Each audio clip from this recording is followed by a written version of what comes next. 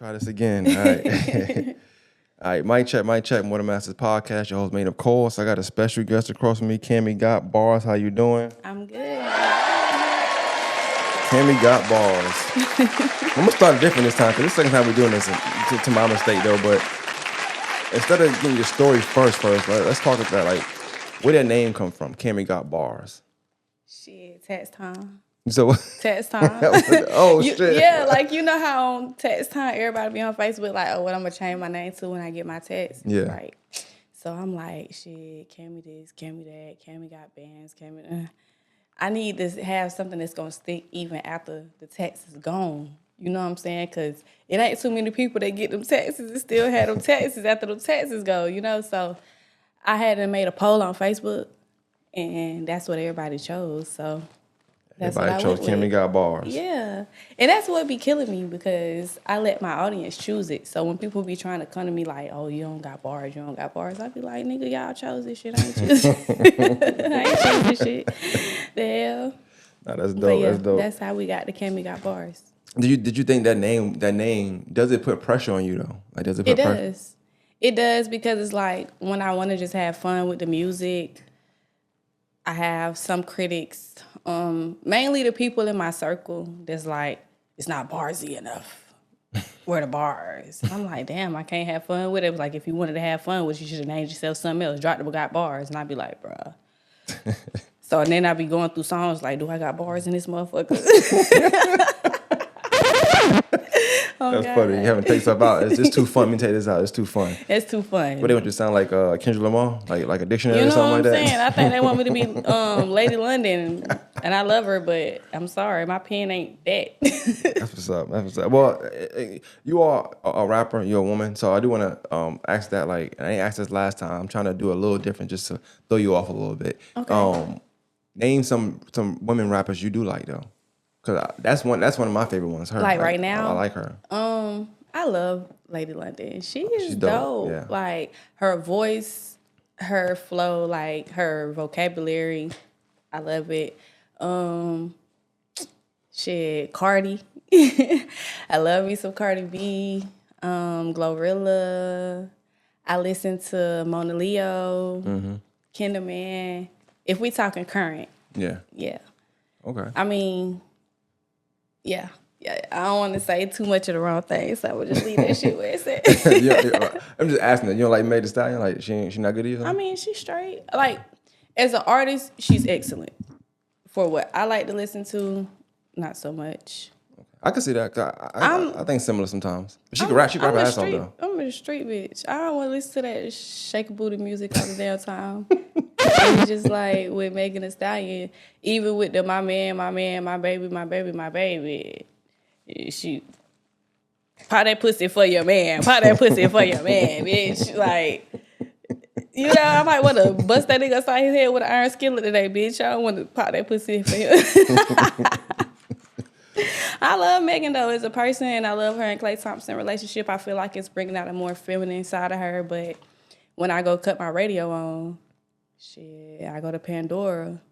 Majority of the time. Oh, YK Niece. I like her. Okay, yeah. I like her. She dope. You know what I'm saying? I like Bunna B because she created a lot of controversy. Sound like. Well, I don't know if you do it on purpose, but you be having a lot of controversy too. So, yeah. You know, I don't start shit. I finish it. I can say that. I mean, I ain't never seen you start nothing. I think I think you might come off as opinionated. I don't think people like people that's opinionated. They feel like they have to debate them for whatever reason. Yeah, no, they don't like people that's vocal. That too, yeah. They like when people shut the fuck up and let them do what they do and want to do and not give them no perspective on it. But I'm not that type of person.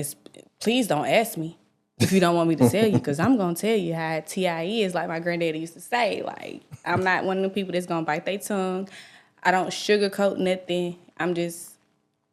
When I was growing up, my mama and my granddaddy, they gave shit to me straightforward. So I don't know no other way to be. Got you. That's it. Well, I'll get into you now. I mean, we did this before. I want to do it now. Like, tell me, like, you know, where you born, raised, where you from. Right now we in North Carolina. You know what I'm saying? Yeah, Shout out to Carolina. we out here in the Ville. So we gonna get to how you got here, but talk about just where you from, where you grew up at.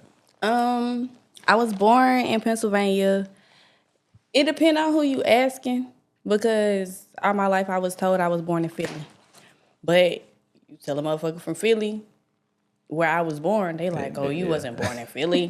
But I was born at a hospital called Crozier Medical Center. I think it's in Chester, if I'm not mistaken. I've only been to Philly probably like 3 or 4 times my whole life. But I grew up in Augusta. I was raised in Augusta from daycare on up to high school. I was in Augusta. I spent a little bit of time up here in Carolina. I stayed in a very small, very country-ass town called Salemburg. I heard of Winston-Salem. I ain't never heard of Salemburg. Salemburg. It's near Clinton. But it's small. Like, no traffic lights, nothing but stop signs. The house I stayed in with my dad, it was a soybean field, a tobacco field, a corn field, like, surrounding where we stayed at. We had a well, nigga, like... Oh, no. Anytime it's a well somewhere, nigga, we had a well, nigga. Like, wintertime when it got cold, we had to put a lantern out there by the well and shit to heat the water up so the pipes ain't freeze. Like, man, it was country. That sounds like a culture shock. And it is, because people like to talk about how Augusta is country. Augusta's not country. Nah, Augusta is southern. Oh, any place with a well is definitely country. I mean, not Augusta. This shit, let me tell you something. I think they had 2 elementary schools, 1 middle school, 1 high school. Country. Like, when I say, like, everybody knew everybody. So when I came to the school, like, everybody like, who you some kin to? Because people don't just move out here. What you doing? What you doing here? What you doing here? You outsider as fuck. What the hell? And it was like that. It was very country. That's dope. That's funny. So kind of, I want to spin back to your mom though. So talk about like coming up in Augusta. How many siblings you got? Talk about all that stuff.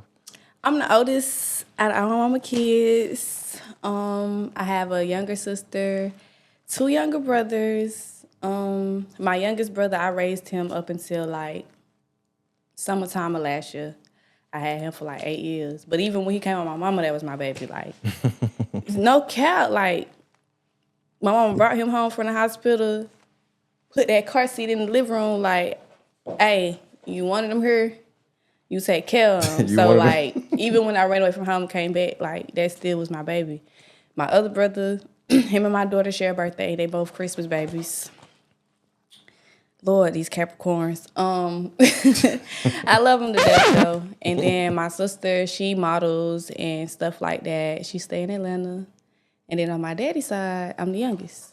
Oh, wow. So oldest on your mama, youngest on your daddy. Side, youngest on my daddy's side. And, you know, my daddy ain't got to say it, but I know I'm his favorite because I'm the only one that he got tatted on him. Yeah. And my daddy got all girls. Oh, wow. How many kids he got? 3. Okay, so 3. Yeah. Okay. What was it like being the oldest? Like, what was that like for you? Mona Leo got a song called Oldest Girl. I feel like that describes it perfectly because it's a lot of pressure. It's like you don't really get a chance to be a kid. You don't really get a chance to be with your friends and stuff like that. You spend a lot of time being your mama's assistant. Be honest, that's pretty much what you is. You your mama assistant, secretary, everything like that. So majority of my time was like, and I became, let me see, because my sister, I think she like 4 years younger than me. My other brother like 8 years younger than me. So I spent a lot of time, come home from school, mom do slide. She outside doing whatever the hell she was doing. So I ended up having to put my youngest brother in the stroller, run to my sister's school, go pick her up from school, and then hurry up and make it home before my other brother daycare bus got home. So, you know, when I wasn't doing that, I'm helping with homework.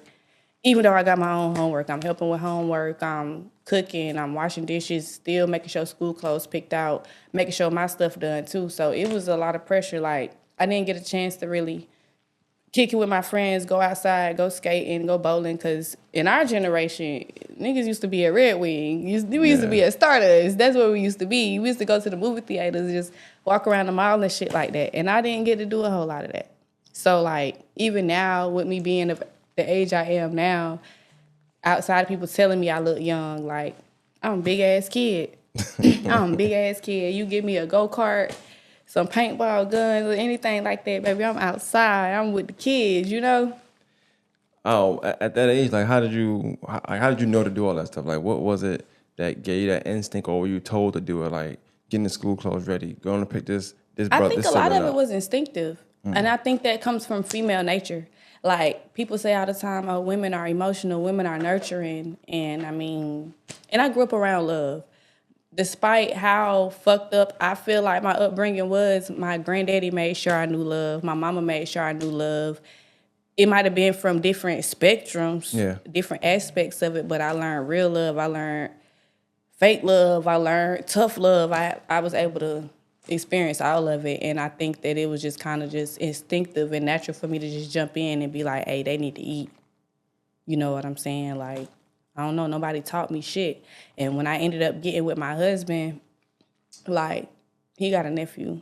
You know what I'm saying? And when I met him, he was 1. And his mom, his sister, his stepdad, like, they all used to call me Mama Cam. I just jumped in with the mommy shit, like. Well, now I know how it was from being the oldest, but like, what kind of kid were you? What kind of student were you? How you was in school? How you was outside Baby, of I school? was a nerd. I was a nerd. You hear me? One thing about it, like, my mama instilled fear in us. So I was scared to get bad grades. I was scared to get in trouble. I was scared to do anything that was gonna make my mama have to put hands on me. So I did what I was supposed to do. I feel like once I got older and I met my husband and I was no longer at my mama's house and the same stipulations wasn't put on me, that's when I became a different type of kid. But either way, like, I still never got in trouble for fighting. I didn't get in trouble for being disrespectful for the teachers or none of that shit. Like, because growing up, it just was automatically instilled in me to, like, act this way and behave this type of way. But I was a nerd like fuck. And then by the time I got to high school, I went to A.R. Johnson. And for those of y'all that don't know what A.R. Johnson is, it's a magnet school. And for those of y'all that don't know what a magnet school is, that's one of them schools you got to test to get in. You got to pass the test to get into school. And it was a health science and engineering school. And I was on the health science track. So I was supposed to go to the medical field, but I didn't finish there. Yeah. So you got into A.R. Johnson. You took the test, you passed, you got in there. Mm-hmm. How was that like being in A.R. Johnson? Well, before we get into that, I know we talked twice, so it's kind of hard. But like, you had mentioned earlier that you had went to a lot of different schools. So, I did. So before I get to A.R. Johnson, I do want to talk about that part. Like, not only how many schools you might have went to, but also like maybe the why behind you went to some of the schools, and also how you felt being the oldest, having to do all this stuff, but then also like never having no sense of like, this is where we're gonna be at now. We just It wasn't no stability. Yeah. Yeah, the why behind it, because I came from the struggle. I'm not finna sit here and just act like my life was peaches and cream or like I just had an amazing upbringing, because I did. Like, I stayed everywhere. I done stayed everywhere in Augusta. Literally everywhere in Augusta I done stayed. So, I mean, after a certain point, my mama got to a point where mentally she wasn't stable, emotionally she wasn't stable, financially she wasn't stable, and our education ended up having to be a reflection of that. You know what I'm saying? So, shit, elementary school, I went to, let me see if I can remember. I went to Willis Road. I went to Lake Forest Hills. I went to Jamestown. I went to, it's a school in Harrisburg. What's the name? John Millage. I went to John Millage. I went to a lot of elementary schools. Middle school, I went to Tubman. People be trying to have these conversations about what the latest middle school was, but let me tell you something. They didn't have shit on Tubman. Like, you got to think about it. Tubman housed kids from Harrisburg, Southside, Sunset, like, nigga. Yeah. That shit was off the chain, and it was a shock for me because I was a kid and I just only knew how to be a kid. So coming from Jamestown, going to Tubman, it was just like, oh, these motherfuckers is off the chain. Like, they don't know how to act up here. Like, niggas was pulling the fire alarm for no reason. Motherfuckers was calling in bomb threats. I remember one year we supposed to had a field day. They canceled our field day because niggas was acting a fucking fool. I'm talking about niggas fighting the teachers. I got in my first fight. I got in my first fight at Tubman. All right, hold on. You won? Hell yeah. Okay, all right. Hell yeah. And I remember the person I fought too, but even to this day, like, we ended up growing up, we got cool. My little brother, one of her cousins and shit like that. I don't fuck with Shawty though. They're all from the fight still? No, it's not. It's not from the fight. It's just some adult shit. Like, me and her made music together, some more shit. But you had rap beef before you was a rapper. She don't rap. Oh, they admit. She Oh, sing. Never mind. Oh, no. But yeah, and then high school, I went to A.R. Johnson. I ran away from home. I came up here. I went to Lakewood. No. You said, "Oh, you ain't finna just slide past that shit like you ain't just say what you just said." You did it twice too. I said, nah. Where my pen at? Hold on. Let me bookmark this. Oh, you want to get into it? 16-minute mark. All right. So you went to all these different schools. You're the oldest. You're doing all this stuff with your siblings, being in mommy mode, helping your mom out. Also trying to dodge mom's attitude or upsetness or, a discipline, for lack of better words. While trying to still figure yourself out, you becoming a teenager. There's a lot of things happening at one time. Okay. My shit was very eventful, nigga. There comes a time where I guess you feel like this is it. Enough is enough. I ain't even doing all this. Yeah. So walk me through that. Okay. First of all, I want to say, Mama, I love you. I do. I love you wholeheartedly. We done had these talks before. But I also feel like everything I went through kind of molded me to be who I am and how I am. And it's my story. It ain't nobody else's story to be told. How anybody feel about me having to speak my piece on what I experienced, I'm sorry for you. Take that up with the Lord. But anyways, my mama battled, like, drug problems. So I feel like that majority had to do with why her attitude was how it was. And my mama was mean. My mama ended up being mean. Like, before I even get into that, though, my mama was a very lovable person, very beautiful lady. She used to work on a radio station at one point in time. She used to sell cars. And she used to be a substitute teacher. So a lot of people know me because they knew my mama. My teachers used to love my mama. I had a teacher, I ain't gonna say his name, but I had a teacher, like, when my mama got pregnant with my youngest brother, he used to always be like, "Oh, that's my baby, that's my baby." Like, when I tell you people used to love my mom, people used to love my fucking mom. You know what I'm saying? But she had demons and shit she was fighting. You know what I'm saying? And as a result of that, I ended up becoming a verbal and a physical punching bag. You know what I'm saying? Like, I don't know if it was because we looked so much alike. I don't know if it was because she was going through what she was going through. I can't tell you why she acted the way that she acted towards me, but my mama just was really, like, abusive. I want to cut you off real quick, but, like, the look-alike thing, like, what make you think that's a reason why? I mean, I remember a time where, because we stayed in Harrisburg, and I remember a time we was walking to the store, and, like, a dude was like, "Oh, that's your sister? Y'all look just alike." And she'd be like, "That's a child. That's my child." So I don't know if she felt like it was people making it seem like I looked older than I was, or saying she looked older than she was. But it kind of just made me feel like that, or maybe I look like my daddy to her. Maybe that shit made her mad. I don't know, like, but it's a lot of things that transpired in my childhood that kind of made me try to question and find the root cause, like, why. I asked about the look-alike thing because I wondered if maybe, like, she felt any kind of way about any decisions that maybe she made, how life was going for her. And then, you see a younger you. And it's we human. You can get a little jealous. You can get a little upset, like, And it might have been that. It might have even been that. Because even now to this day, like, my mama is the type of person that's going to make sure I'm Cammygotbarz and that's her daughter. And at one point in time, I had to tell my mama, like, "Hey, listen, I got certain affiliations and I be outside and you be out here telling people I'm your daughter. you better be glad I ain't did nothing to nobody in real life because you will make yourself a target. But my mama, she made sure people know who I am. And it's been young men, older men alike. And they'll say certain stuff to her and she'll get pissed off by it. Like, she don't like that shit. Or she'll be like, oh, you looking at my daughter like, you know? Yeah. So...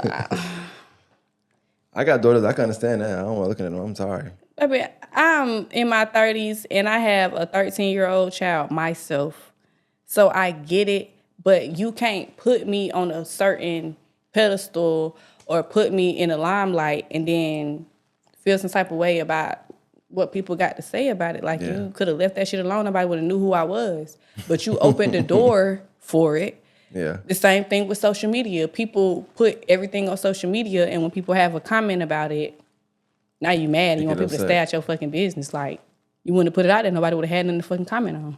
So stop telling people your daughter who your daughter is, because there's people out here that admire me. You know what I'm saying? Just from my music to my looks, like. So yeah. Yeah, so we get to you were running away. I ain't forget me. I'm still there. I'm still with you. Yeah. And so, all right, when you decide to go, where do you go, and then why that destination? Okay, so it was like a day. I think what happened that particular day. I'm gonna walk you through it, right? Yeah, so I love. Clap it up for you, man. Hold on, let me clap it up real quick.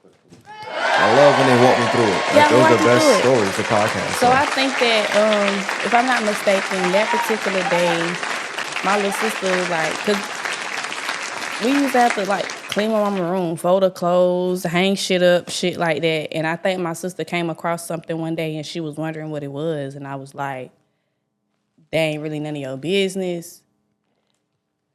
Just put it up, go on about your business. And I think my sister told my mom.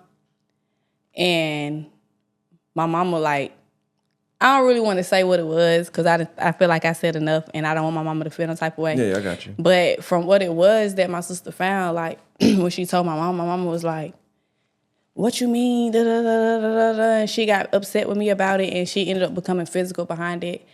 And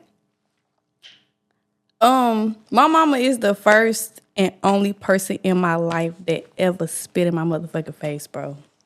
And that's what did it. And she left the house on some shit like, and you better not think about running away or some shit like that, she said. And she said something about my daddy or me going to go stay with my daddy and not using her phone to do it, though. Like, she was like, I know, use my motherfucking phone to do it, da-da-da-da. But she leaves. She leaves the house. And when she leaves the house, like, my little sister, she boo-hoo crying. You know what I'm saying? Because my oldest brother, like, he my little brother, but the oldest one, he was staying with his dad at the time. So it was just me, my sister, and my baby brother. So my baby brother wasn't old enough to say nothing. My other brother wasn't there. So my sister, she seeing what's going on. She crying and shit like that. And she like, I think you should call your dad. And I'm like, I think I'm finna call my dad too. And so I called my dad and I told him what happened. Well, no, she told him what happened. And she crying and going through the motions and stuff like that. And my dad. But this is only your dad, yeah, right? My mama got 4 kids, 4 baby daddy. Oh. Mama got 4 kids, 4 baby daddies. But yeah, so like I ended up getting on the phone with my dad and him and my grandmama, they bought me a bus ticket. And the next day, I kind of just act like everything was normal. I took all my books out my bag. I put them bitches like under the bed, way to the back of the bed, and I put as many clothes as I could fit in my book bag. And I had a homegirl named Brittany.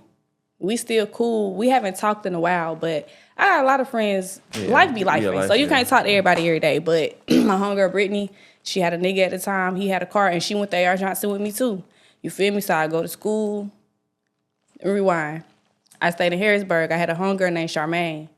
And that was my dog. Like, we stayed like 2 streets over from each other. And I hope she doing well because I haven't talked to her in years. But we used to be with each other every day. And so I'm walking to school and I'm like, friend, like, how you feel if I just ran away, you never see me again? And she was just some shit like, bitch, don't talk like that, bitch. You come back, da, da, da, you know what I'm saying? And I didn't, though, you know? So when I told my homegirl Brittany what was going on at home, which she already knew, Cause Y'all was friends. So y'all would yeah, talk. like I vented to my friends, and so her and her dude, they took me to the bus station, and my mama at the time she had I want to say it was white. She had a white Alero, like a 2-door Alero. And so they dropped me off at the bus station. They took me to the store, got me some snacks, something to drink and shit like that. I had a little flip phone, little Verizon motherfucker at the time, you know what I'm saying? And they took me to the bus station. And it's like the whole time I was in the bus station, bro, for some reason, I kept seeing white Aleros. I kept seeing white Aleros passing that bitch, so I'm really scared because I'm like, boy, if my mama catch me at the bus station, she gonna beat my ass, you feel me? So I fucked around. I finally made it to Carolina, and I was with my dad. My first time seeing my dad in my whole life. Yeah, I remember you said that, and I thought that was so intriguing. I wanted to ask more questions at the time. You weren't nervous, like to leave, even though you felt like you were leaving a certain situation, to leave that situation, one parent, to go with a parent who, like, technically speaking, now you barely even knew. I mean, you knew he existed, and you knew he was your DNA. You got the same DNA, but that's about it, right? Yeah. And why was this I guess I know already now, but why was it the first time you were seeing him? Cause he was in prison, but they was a goddamn jailbird. That's why. Oh, he was in that nigga spent like, I don't know if it was 10 or 15 years, but I know minimum at least 10 years. My dad spent at least 10 years in prison. Cause at this time when you run away, you were like 14, 15. I was 15. 15. And so he happened to just had came home. How long he had been home at this time? You know? I think by this point he had been home probably 12 years. Because I remember in previous conversation with his first wife, he asked me to ask her to marry him. Oh, wow. And I ain't gonna lie, when my daddy married his first wife, when I talked to her on the phone for the first time, I just knew she was a white lady. She was some motherfucking country. I thought that bitch was white. I thought that bitch was white. But yeah, like, I went to go stay with my dad. And I went to go stay with my dad instead of staying with somebody locally because I knew my mom was probably gonna come get me. Yeah, definitely. And I didn't want to go back to that. But what was your relationship like with your dad before you decided to go stay with him? Like, phone call, conversation? Like, what was your relationship? Me and my dad talked all the time. Like, I remember a time my mama got mad when my dad finally told me that he was in prison. Because the whole time she was telling me he was in college. Oh, wow. So when he finally told me that he was in prison, like, she would blow. Shot was 38, you know what I'm saying? But me and my, like most children, you want to know your dad. You want to know why you don't have a dad. You got school dances where it's father-daughter shit going on and you ain't got your dad, or people ask you about your parents and you got to tell people, oh, my daddy in jail. You know what I'm saying? So it's like I was excited more than anything to get to know my dad and the way that I expected for shit to go, but it did not go like that. Even now with me being in my 30s, like, I love my daddy. And it comes to a point where you just got to accept people for who they are. You feel what I'm saying? But same shit. So what was that like? Like, I guess before you tell me how it was being there, what was that first initial, like, getting picked up from the bus station? Like, what was that like for you? Seeing him, hugging him, I would assume, I don't know. Initially, it was like a sigh of relief because I knew I was safe. Because I always been smart as hell, but I still had that nervousness and that paranoia because, number one, I'm on this bus with all these goddamn people. I don't know these people. I'm a kid. You know what I'm saying? I'm sitting here thinking somebody might snatch my ass up. You know what I'm saying? What if when I get to the next stop, because I had a layover, what if when I get to the next stop, the police waiting on me, they take me back to my mom? You know what I'm saying? So when I finally got to my dad, it was dark as fuck. It was late as fuck.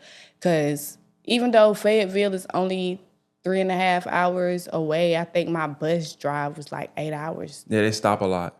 You took the Greyhound? I took the Greyhound. So the Greyhound, it usually stop in Aiken. It stops 2 more stops before you get to Fayetteville. Yeah. That shit was long as hell. It was like 6 hours, 8 hours. You know what I'm saying? So when I finally, and my cell phone was dying.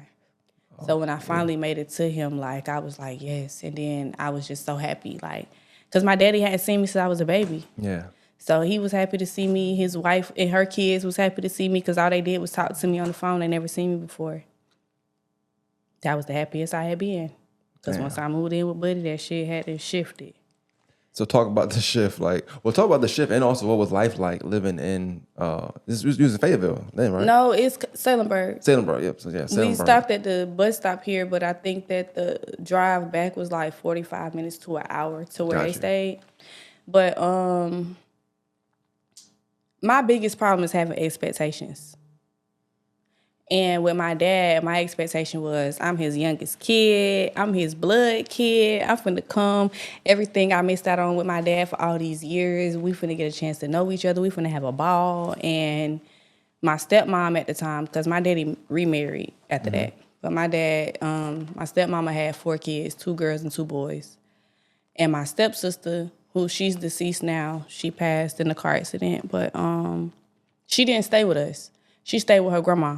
So we used to do teenager shit. You feel me? Nigga, we were around the same age. We were probably like, 6 months apart? We was in the same grade, everything. So it's like, when we got in trouble for some shit, I got in trouble for some shit. Because she stayed with her grandmama. So it wasn't really no reprimand to the shit that she was doing. But I remember, like, we did some shit. I don't remember what we did, but I got put on punishment. It was right before my 16th birthday. And I put on punishment, and I think my dad and his wife had took the kids to like the fair or the carnival or some shit like that and left me in the house by myself. Damn. And that was the first time I ever tried committing suicide ever in my life. Was it because the punishment, or you just felt like they just left out? Like you feeling like, damn. It was a lot of shit that went on while I was there. Like one of my uncles had tried to touch me and shit. Oh, damn. So I went through that. I was there with my dad, but it was like I said, when we got in trouble for shit, I got in trouble for some shit. So I was the only one getting in trouble. My stepmama like used to just let her kids do whatever they wanted to do.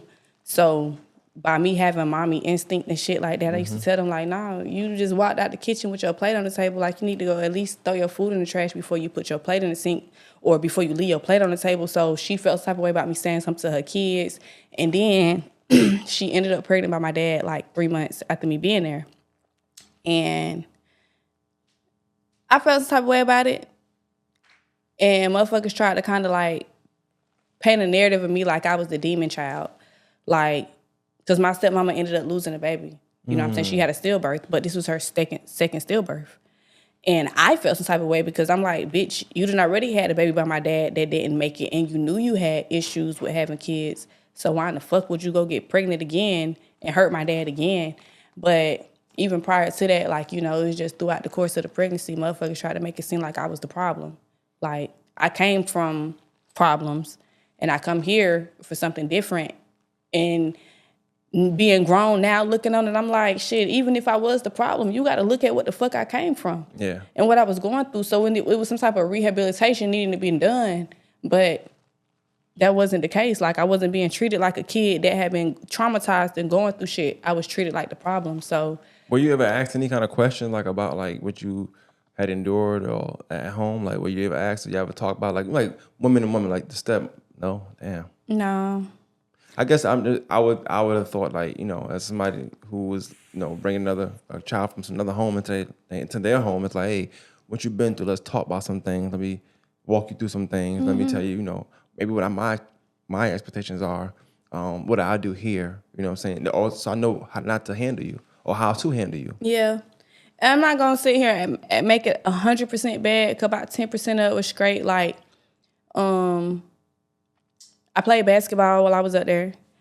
I ran track while I was up there. You did tell me you played basketball. I did. Yeah. I went all that. You told me that too. Yeah, you said that. I went all that. And I remember 2 girls that was on my team. It was a girl named Isha Melvin. I think her name was Isha, but her last name was Melvin. And then there was another girl. I can't remember her name, but I remember playing on the team with them. But ultimately, though, my daddy never showed up none of my shit. And I remember having a athlete ball or some shit like that. And I remember my daddy Sports banquet? Yeah, sports banquet. That's exactly what it was. And my daddy dropped me off. He ain't never come to my track meets. He ain't never come to my basketball games. He never came to none of my academic shit. But my stepmama kids, he showed up for them. So it's like all of that kind of played a part into me wanting to commit suicide because I'm like, damn, I could have stayed where the fuck I was if I was going to endure all of this shit here. You know what I'm saying? And my daddy didn't even know until years later about my uncle, which was his brother. He didn't know about that till years later. He didn't know about the suicide shit till years later. And the suicide shit really ain't work. I took a handful of Tylenols and I ain't do shit but sleep for a long time. Thank God, because now I'm at where I'm at. But that's something about me a lot of people don't know. Like, I had insecurities because I always got picked on for being skinny. I always got picked on for the clothes I wore. I always got picked on for my gap. You know, it's just, I got picked on for a lot of shit. You know what I'm saying? So having to endure that, having to endure household shit, and what I already went through previously before getting there, like... Yeah. I assume all that kind of have a way of toll on you. Yeah. Well, I'm glad, I'm just glad you didn't do that, of course, or wasn't successful, I'm glad it wasn't too. I wouldn't be here. I do want to talk about you leaving. Well, I do want to ask one thing before the leaving part. What reason maybe like why you didn't tell your dad about what happened with your uncle? Was it like a reason you don't tell him, or you just felt scared, or? My daddy had already did over 10 years in prison. I just knew when I told my dad he was gonna go back, and I didn't want that for him. But it's crazy because I remember, even though I didn't like meet my dad, my stepmom, her kids, and nothing like that before I moved up there, me and my stepsister used to talk on the phone a lot. And she used to tell me things about my uncle. And, being a kid, you hear it, but you don't hear it. So being up there and actually having to go through that shit was different. And I was like, damn, now I see what the fuck she was talking about. You know what I'm saying? Did that make you scared to be in the house, like, with them? Or? My uncle didn't stay there. Oh. My uncle didn't stay there. He came to visit one night. You know what I'm saying? And it's just like, in the midst of him trying what he tried, I knew that shit went right. I got the fuck up off me. But he ended up actually, I think around the time I told my dad, my uncle ended up being locked up on some statutory rape type shit. Damn. And I think that's what gave me the muscle to be like, all right, I'm finna tell him. You know what I'm saying? I think that's what it was. Yeah. It's just the irony of like the mother instinct, because like, even the mother instinct in you was just like, this happened to me, but I ain't gonna say nothing because I don't want to have it with my dad. I don't want my dad to go back to jail. I want him to be free. And you want to know what the fuck the thing about it was like? I actually fucked with my uncle because Buddy could sing. And like he played a part in my musical influence. You know what I'm saying? It just sucks because I ain't talked to him since then, and I never talked to Buddy. So I don't blame you. He ain't nothing to talk about. Music though. Let's talk music. So when did you get into music? Like, cause you just mentioned that he played a part in it. When did you get music, and what was it like? Was it acting, singing, dancing, rapping all the time? What was it? So I moved back to Augusta. I left from with my dad. I told my granddaddy like everything that was going on, cause my whole life my granddaddy was like my dad. So I told my granddaddy what was going on, and my dad and my granddad set it up for me to go back to visit for the summer, and I never went back. So when I stayed with my granddad, I stayed on the hill, stayed on Hilltop, and we stayed a street over from the community center. I didn't know nobody, nothing like that. So I used to just walk around the neighborhood. And so one day I just went to the community center, you know what I'm saying, and I met this girl named Breezy. Her name Caitlin, but she went by Young Breezy back then. And she was younger than me, but we just clicked. Like I did, we clicked and stuff like that. And so I used to go to her house, and this back when MySpace was popping, LimeWire was popping. We used to be at the crib, you know what I'm saying? And somehow the topic of rap became a conversation amongst us, and she was telling me, like, I had a whole notebook. Like, I'm always writing. My brothers didn't be making music. Her uncle, was his name Buck or some shit like that. Martin Flowers, because they Flowers. Her family Flowers and DNX. So, me and her got to hitting it off, and we wrote a song and shit like that. I'm like, shit, my uncle be in the studio. Shit, I'm finna talk to Unc, see if he can get us in the studio or whatever. So I hit my uncle up, and I'm like, Unc, I want to rap. I want to rap, nigga. You know what I'm saying? So he like, but if I put you in the studio on my face card and on my name, like, you got to go write a song or something and let me hear something. So I wrote a song or something like that, and I remember my grandma, we don't got the house no more, but I remember my great-grandmama house, like, Aunt pulled up shit like that. So he's standing in the yard. I'm rapping that shit to him, whatever. I don't remember what it was. I don't remember the lyrics. I don't remember nothing. But he was like, all right, bet. You feel me? And then from there, like I said, my space days, I used to work with this dude named Mr. World Famous. And me and him ended up working because he was doing a contest amongst the high schools, I think it was. And he was trying to see who could make the best song for their high school. And whoever it was, he was going to fuck with them, yada, yada, yada. And I didn't make a song for no high school or nothing, but I ended up telling him what I was trying to do.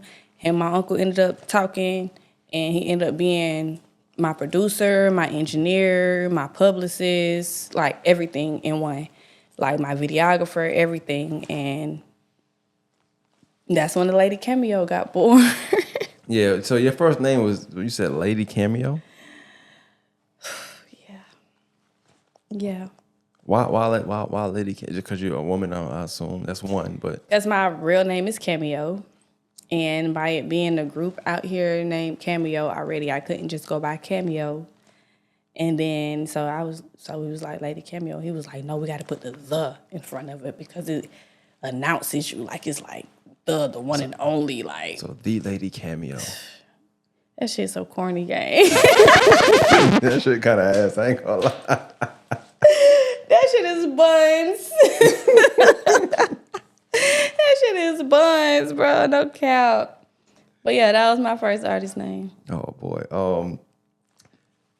I gotta ask you because we're on the topic. I don't miss it, but like she started laughing. Cause I know you finna ask me some funny shit. What? No, your name Cameo. Like it's not from the group then. It's not from the group. It's from the jury. If you go type in like a cameo pendant, it's like a silhouette of a woman's face, like a side profile of a woman's face. And my mom used to work at a jewelry store, and she said she seen a black one. And when she looked up the name of Cameo, it meant like to be unique, one of a kind, hand carved. There's no other piece made like it. And by me being her first child, she was like, hell yeah. Now my daddy like to say he named me. He ain't never gave me a when, where, why, how. I'm gonna go on my mama. Nah, clap it for Mom Dukes, man. You go on Mom Dukes, man. Her story is way more appealing. Man. Yeah, I'm gonna fuck what Mom Duke said straight up. I like that. Yeah. You have to, and this is on the tangent. I know we ain't talking about it right now, but you did have to say last time that your mom did poetry or something like that, right? Yeah, she wrote and stuff my mom too. used to write poetry. My mom was a night owl, so she used to stay up all night long, and she used to have notebook. And my mama got some of the prettiest handwriting, to the point where I used to couldn't even, like when it comes to cursive, superb cursive handwriting. Like her handwriting is some of the prettiest, neatest handwriting I ever seen, but I couldn't really read her cursive like that. But I used to come across some of her notebooks and shit. And my very first time, even before I got into music, I wrote a poem and it was called Beautiful. And it was some shit like, beauty is in the eye of the beholder. Beauty could be young or older. And that's all I remember. But like Clap it up. Snap it. Yeah, like, you know what I'm saying? But I started out doing poetry first, you feel me? But from having a mama, uncle, a cousin, everybody like that, like I had an uncle, he was a deacon at the church, he used to sing and shit like that. So like my family was always kind of my mom used to sing. She can't sing as good as she used to, but my mama used to go blow, you know? That's dope. But yeah, that's where that shit came from. All right, and so you come back home, or you come back to live with your grandfather. You come back home, you go on the west side, right? I was on the west side. Sorry to hear that. Right. Hey, me too, shit. Like the Patriots, I never liked them. Well, I'm an Eagles fan. I'm just asking, what was that like? Big Eagle. What was like, going to the west side? Yeah, this just... Okay, so this is the thing. People just think Augusta is just this sweet ass fairy tale Masters golf made ass city, and it's not. It's not. And when I was staying on the hill, I used to hang with these girls. And I knew these bitches were gangster when I seen Shawty put a blade out her bra, her mouth or something. I don't remember, but like, I used to hang with these bitches. I used to fight all the time and shit like that. And I wasn't really no fighter. But I'm like, all right, my mouth was smart. I'm with whatever y'all with. You feel me? Shit. You feel me? And I seen that one day, but like, me and one of the girls, we ended up getting into it about a nigga or something like that. And I had a homegirl named Kaisha at the time, and I don't know what the fuck Kaisha. I ain't seen or heard from her in over 10 years, but she stayed in Lake Armstead. Now in the car, Lake Armstead and Hilltop, like right there. Yeah. Walking? Yeah. It's not, yeah. But I think this particular day, I walked to meet her halfway to meet me. And on my way back, I ran into one of the girls that I used to be cool with. And I think previously she seen me sitting on the nigga porch or something like that. But see, let me tell you something. Baby, I had just got a relaxer. And it was raining. So he let me come stand on his porch and kick it. You know what I'm saying? So I wouldn't get rained on, you know? And I don't know if Shawty thought I was fucking with her nigga or something. And the nigga, I know who he is too, but he locked up now. But like, you know, so when I came back and I'm walking with my own girl, like I see Shawty and the gay nigga like walking together or whatever the case may be. And she's holler some bullshit at me or whatever the case may be. Next thing you know, we fighting. We fighting. You feel me? And like... All right, yeah. Who won? Oh, man, big Cammy. You know what I'm saying? Yeah. But, shit, I want to say like a week or so later, it was like tacky day at school. And I remember this because, you know what's crazy? Because the people say when it come down to fashion, history repeat itself all the time. And you know how now we be wearing them big fluffy slippers that's made out of teddy bears? Yeah. I had some Pooh Bear slippers like that. Just like that. And I was an AP student, so my book bag was hella big with thick ass books in it and shit like that. That's you being smart. Yeah, AP smart student. motherfucker, you feel me? I talk on Ebonics when I want to. But yeah, so like I'm walking back to the house. I get off the school bus, I'm walking back. No. I'm with Kaisha. No, I said, okay, I fought Shawty when I was with Kaisha. So then fast forward like a week later, it's tacky day at school or some shit like that. I got the Pooh Bear slippers on, big ass book bag on and shit like that. And my bus driver at Westside was the same bus driver I had when I was at Tubman, Miss D. So Miss D knew me, you know what I'm saying? So I fuck around, I hop off the bus, I'm walking home from school, and I just hear a whole bunch of commotion behind me. And I turn around and I look, it like a whole neighborhood of motherfuckers behind me. Let me tell you something. I'm a real nigga, bro. And anybody that would have stood there and let a whole neighborhood of people beat their ass, you's a damn fool. Bitch, I ran. And I swear to God on my baby, it's the only time in my life I ever ran for anything. On my daughter, only time I ever ran for anything. I ran like fuck. Because around that time, it was, I don't know what it was in the news, but it was a bunch of kids like fighting and dying or they fall, like hit their head. Like it just was shit going on. Bitch, I was not finna be the next one. So I was running and stuff, and then my neighbors, they see me running, they see a lot of people behind me, they like, get in the car. And they're like, y'all see this little ass girl? It don't take all y'all for this little ass girl. Y'all dead wrong.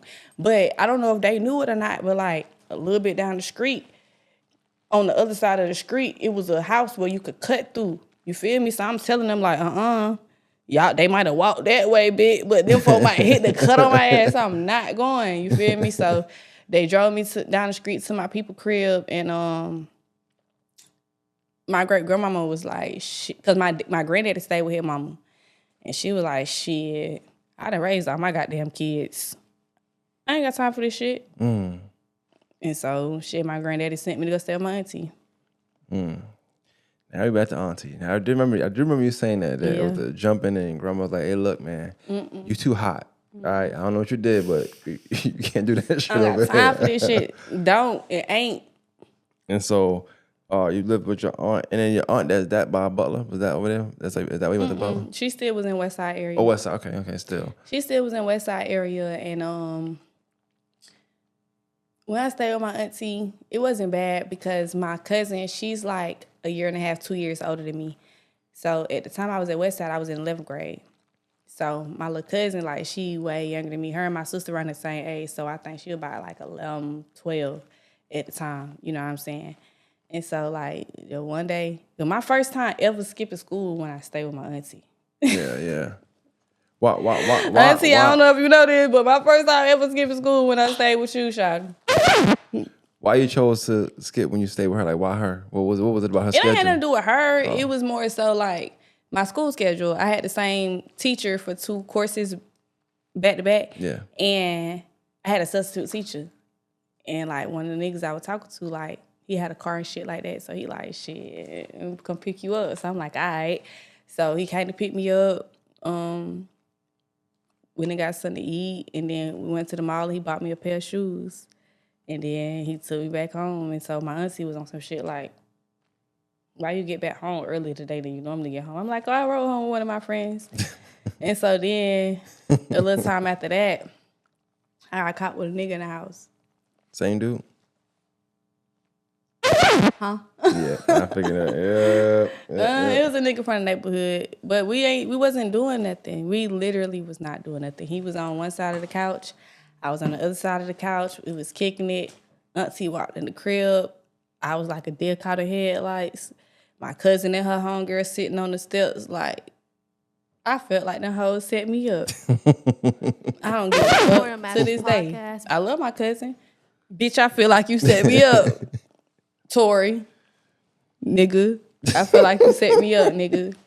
But yeah, so my auntie, when she caught me in the house with the nigga, like, she called my uncle on some shit like, yeah, I'm gonna need to send her with you for a week till I calm down. And I guess her ass never calmed down. I guess Aunt Tanya never calmed down, baby, because I stayed with my uncle till I graduated. You hear me? So yeah. Oh boy. And Westside was cool. It just like, that's when I really got into my music shit for real. Yeah. And I was in my little colorful phase and I did bullshit. That's right now, because I did. Somebody had asked about that when I posted you on my story last time. They thought, yeah, I remember what side it was like. I don't know if it's true now. They said you performed at the pep rallies. You would do stuff. Mm-hmm. Okay. I did. Oh, you had school pride. You were turned up. Turn up for Westside now. Come on now. I performed at Westside. I remember performing at Seagull. I used to perform at Seagull. That's what she said. Seagull. It was Seagull too. Yep. And I used to perform at the skate rinks and all that shit. I used to do all that shit. Yeah. Well, but that takes a certain level of like bravery. You wasn't shy to do that? Could you say you shy? I am, and it was weird. It was weird. Like, it just was weird because outside of me doing music, I didn't have my own identity no more. So because of the type of music I used to make, because Mr. World Famous used to try to like promote me to a younger audience. Even though I'm like 16 years old, like this nigga trying to promote me to kids. You feel me? Like, oh, that's where you gonna get your buzz from. Because they're the ones that's really listening to the music. So it just was weird. Even when I got the Butler, when I finally got the Butler, like, they used to be like, oh, you that girl that be rapping. But it wasn't like, hey, Shawty, you rapping shit you hard. It was like, oh, you the girl that be rapping. Ha, ha, ha, ha, ha. Chill. That's how niggas be for real. That's how the fuck it was. Rap song, spit song right now. That's just funny because that's Bust like around. Let us hear that shit. How you was, job breaking back clear, bubble gum. I hated that song. I hated it. And when I got a chance to try to delete all that shit off the internet, I tried to delete all that shit off the internet. And then Mr. World Famous had some shit that he just ain't deleted. It's some shit still out there. That's funny. It's some shit still out there. Very much embarrassing. However, it made me who I am. So you had some projects. You had real projects back then too. Like, how would you rate your rapping back then? Listen, that shit is not it. That shit is not it, gang. It's not it. Oh boy. Not it. Like when you playing tag, you be like, not it, not it, not the fuck it. But at the same time though, back then it was it. Yeah. Back then it was what it was supposed to be because everybody was like fucking with it. Like it got me booked. Yeah. It got me booked. So shit. Damn, that's dope. Okay. And we talking about 2009, 2010. Yeah. So the song was like bubbly songs, like just some kiddie like play kind of songs. It wasn't got bars songs, right? It wasn't Cammygotbarz. I always had bars though. Oh, okay. Like I did a remix to Waka Flocka, Oh Let's Do It. And I listened to this shit like, cause if you look long and hard, you can find it. You gotta do a whole lot of digging. Yeah. But I had bars. Never went nowhere, bro. Never. Chill. Never. That shit was trash though. Like the chorus was like, I got that jawbreaker. I had a jawbreaker necklace, bubblegum bracelet, pink, yellow, green, blue, every color pastries. Because that was back when Russell Simmons, them kids, had dropped the pastry shoes. And I guess I was trying to make something be a fashion. Yeah. I think that's what it was, like, on the floor. Good times, man. Good Baby. times. Good times. It got you booked though, right? So at the time, it was something. But... And they was doing a little dance because we had a little dance too. They was doing a little dance. So hold on. So you go to Butler. They say, hey, rap that song. Rap that song. And he about to drive your ass off. I was so embarrassed because, listen, during the time I was going to Butler, baby, them folks stayed in the news. Yeah. They stayed in the news, bruh. Like, riot here, riot there, fight here, knife here, gun there. Baby, listen, I wasn't no thug then. I was a nerd, baby. I was not one of them. So, like, when I stayed with my uncle, I told him, like, hey, look, this my senior year. I don't want to focus on nothing but my grades. What class you from? 11, 10? 11. Okay. Yeah. So yeah, there's a lot of real niggas graduated from Butler in 11. You feel me? Yeah. We'll clap it up for you. I don't know what year you graduated, but a whole lot of real niggas graduated in 11. You hear me? Yeah, I'm a little older, but yeah. Tight shit. I seen y'all. Oh, this ain't about you. Yeah, it's all about Cammy and about Cammygotbarz said, you know, pastries. It ain't about Maine this time. It's about, okay. Listen, we're not going to talk about them pastries no more after today. I don't give a fuck if they comment. I don't want to hear it. I don't got no response. Hey, tell them what size you wear in case they might want to send you a pair. They might want to send you a pair of the shoes, so just let them know. I'm going to donate them to charity. I don't give a damn what size you send them in. They're going to straight to charity, I promise you. Oh, boy. So, talk about Butler a little bit, like, because obviously that's where you met your husband at, too. So, like, talk about Butler and what that was like outside of course, you rap. Man, after all that shit blew over, like, I don't know if it's because I was fucking with who I was fucking with, but folks fuck with me. Majority of the was smart, and a lot of them used to cheat off my goddamn paper. Yeah, you were super smart then. Mm-hmm. They used to cheat off my shit. Yeah, I was in AP classes then too. But I mean, shit, Butler was great though. I had a good time. I can't talk no shit about it. Like, from A.R. Johnson to Lakewood, the West Side to Butler, like, Butler probably was my best high school experience. I mean, I be feeling out of place at homecomings because I only went for 1 year. Yeah. But you went a lot of places for 1 year, so. Like, I went a lot. So you might need to get a jacket with every school patch on it and just say, hey, man, this is, you know what? I don't think nobody done did that. I'd be the first to do it. No Soulja Boy, you know. Yeah. I'd be the first.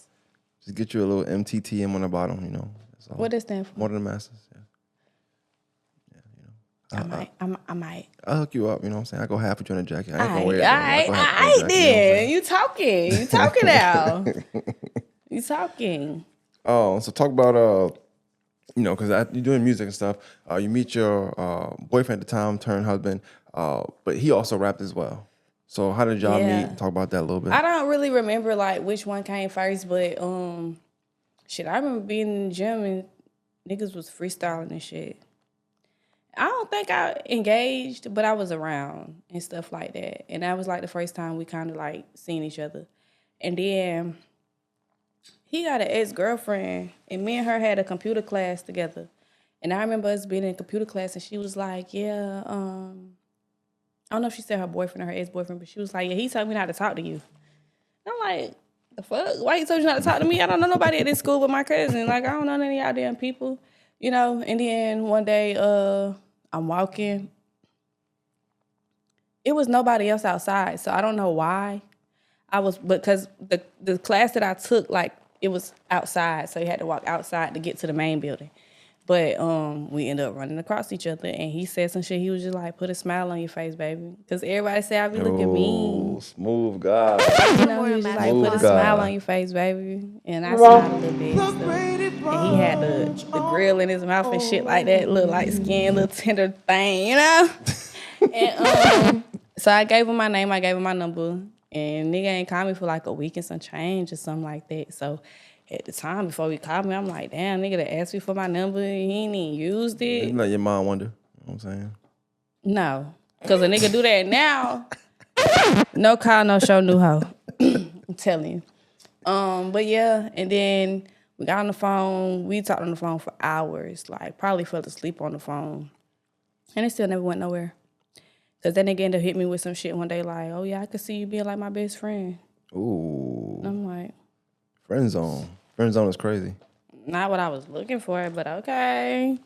And then, next thing you know, I graduate high school. I move in with him and his mom. And we end up doing music together. Like, end up having kids together, getting married and some more shit. Like, you know, that was my best fucking friend, bro. That was my dog. Like, that was my...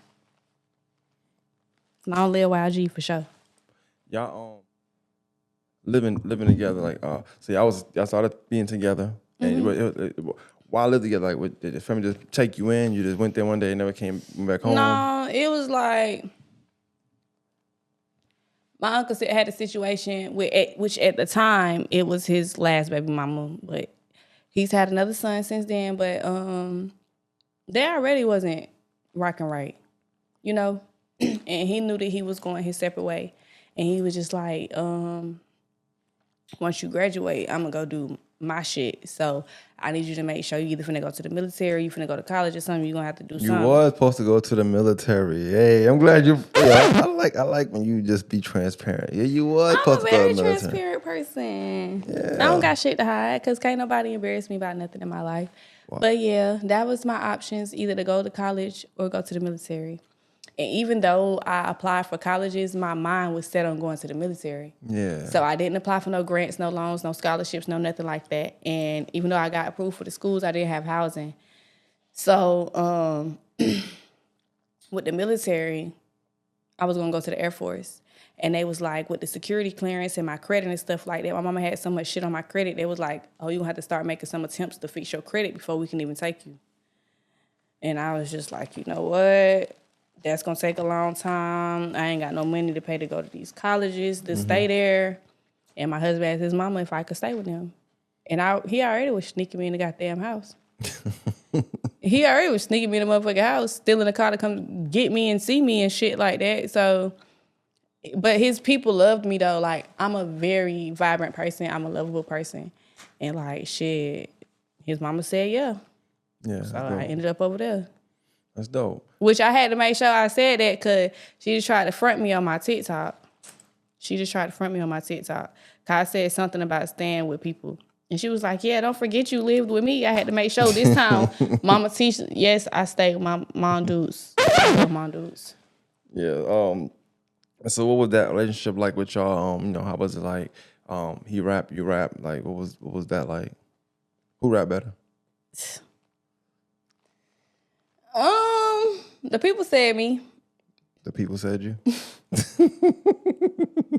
My boy was dope, though. Yeah. My dog was hard. Like, I remember we even, like, when we ended up moving into our own place and stuff, we used to try to set our houses up and our closets and rooms up to the studio. Like, my boy hard, though. My boy was hard, though. Like, he kept me motivated. Yeah. He did. And, like, graduating and being with him is when I kind of made that transition from the bubblegum music to, like, cussing and being a street nigga. Like, Because before I met him, I was green. Yeah, but no pun intended, he was wild, though. Yeah, he was definitely wild. I was older, but I remember telling you last time, like, one thing I remember about him for sure was, like, it was his mouth, man. It's like he just couldn't hold it. He couldn't hold it back. And he was young, a freshman at the time, you know what I'm saying? And he had a, nice and I think that's what got me where I'm at because, and he get that from his mama. Because his mama told me, like, the worst thing you could do is go to sleep and be thinking about what the fuck you woulda, coulda, shoulda said to a motherfucker. Now you ain't sleeping right at night. They over there, they sleeping just fine. But you ain't say what you wanted to say or what you could have said, and now you up losing sleep about some shit that you could have got off your chest. Don't ever do that. So, and I ain't gonna lie, because my husband even told me at a certain point in time, he was like, man, look what I created. Yeah, y'all did. Y'all did. Because I used to be real sweet, real innocent, real green. You know what I'm saying? But, like, when I met my husband and his people, like, them folks brought that shit about me. Define green. Like, when you say green. Green, Like that grass behind you, like that green. That's about as green as it get. That's about as green as it get. But I didn't know nothing like. I didn't even know how much weed went in the blunt. I didn't know that a blunt was a blunt and not a cigar. Yeah. Like, I didn't know nothing Like you about gotta nothing. dump it out and then put the yeah, marijuana like in I there, didn't know it was a difference between a wrap and a cigar. Like I didn't know none of that. Like, but it put me on. Long live Wild G for sure, forever. That shit tatted on me. You know what I'm saying? But yeah, like I feel like me being with him kind of gave me the street smarts. Because I already was a nerd. I already had the bullshit. You know what I'm saying? And I'm not going to lie, the bullshit was already in me. It just took for me to meet people to kind of bring that shit up out me. Yeah, like that shit was always in me. My mouth always been smart as fuck. Like, I'm surprised I never got in no fights in school growing up because I never gave a fuck. Never gave a fuck about what I said, who I said it to, how I had to say it. I just made sure but it just was a little bit different. Like, now I'm at a point where win, lose, or draw, bitch, you could beat me up today. And tonight, I'm going to pop it. And you're going to be like, this hoe ain't learned yet? Nope. Didn't. Still going to pop it. So, with you and y'all have kids together? Yeah. I have a 13-year-old. Yeah. That's y'all together. Okay. I have a daughter, a Christmas baby. Yeah. We had another baby. Our daughters was supposed to be a year apart. They ended up being 9 months apart because my other daughter ended up being premature. I had her at 26 weeks. She passed when she was 5 days old.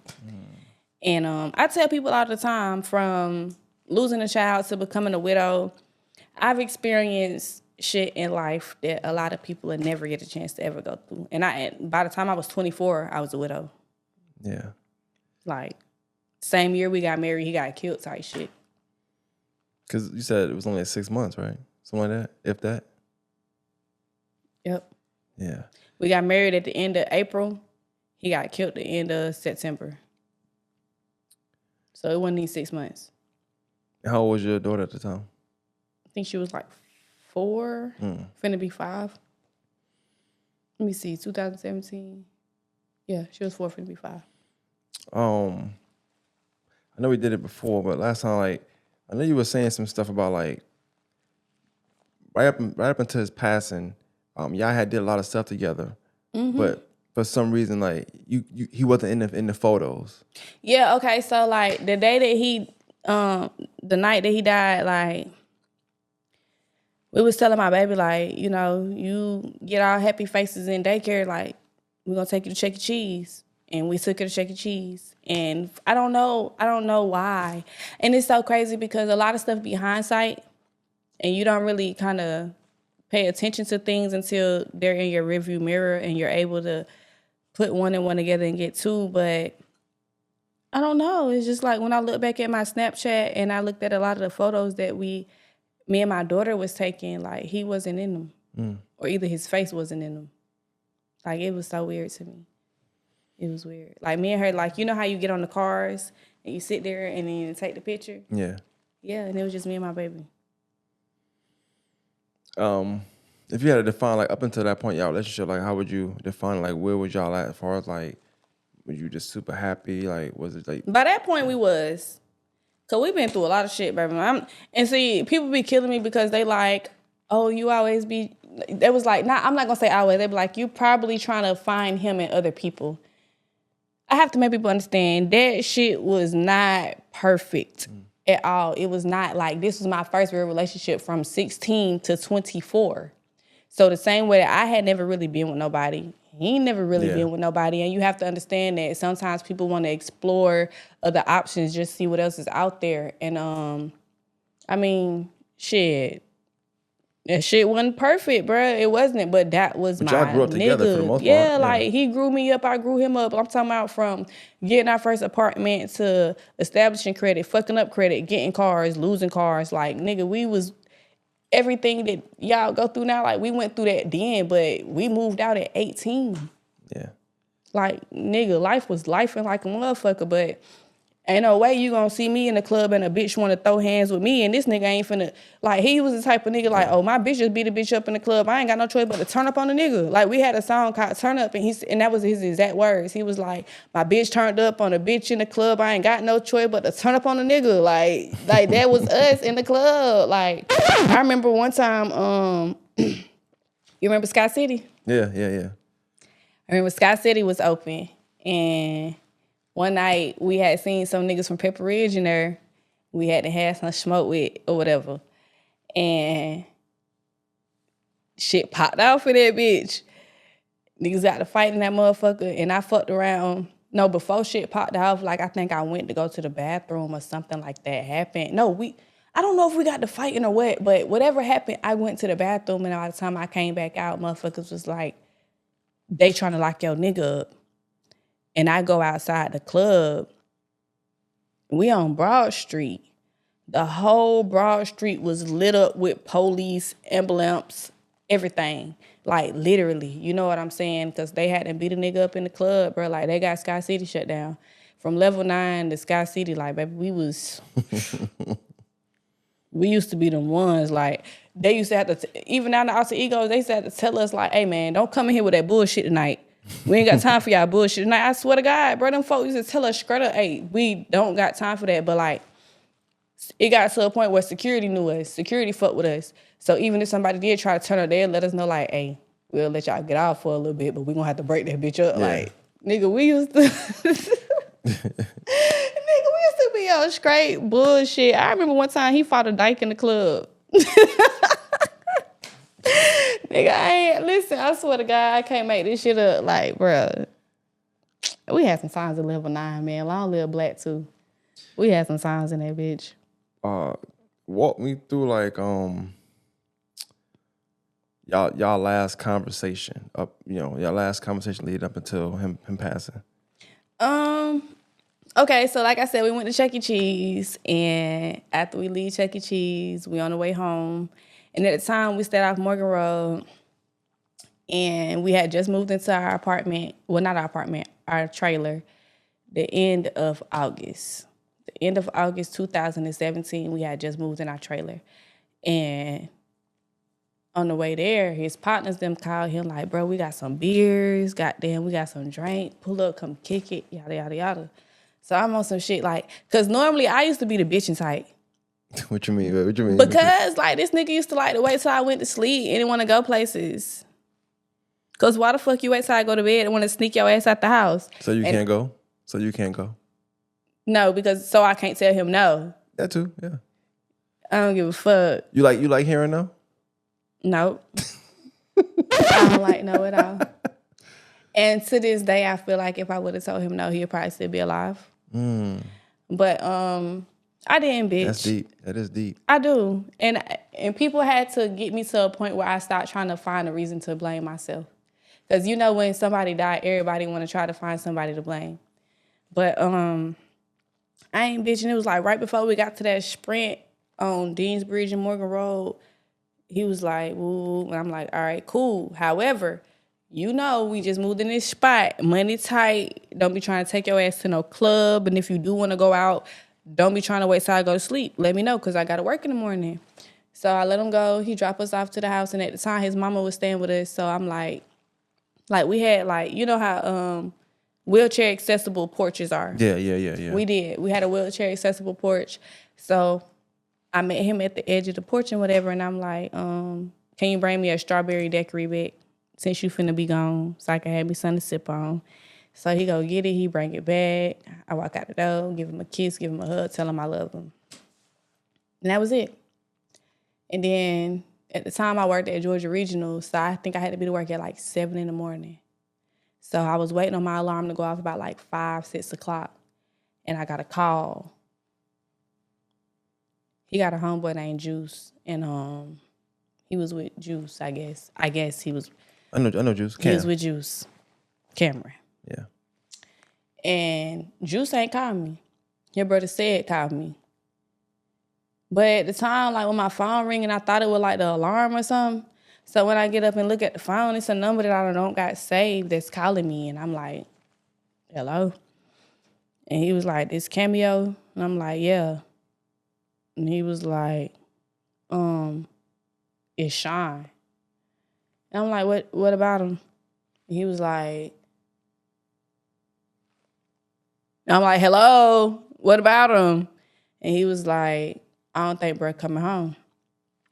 So I'm like, "What you mean you don't think bro coming home? Like, you don't think he coming home like he did something to somebody? He done got in trouble, somebody did something to him? Like, what do you mean?" And he was like, "He got shot a lot of times."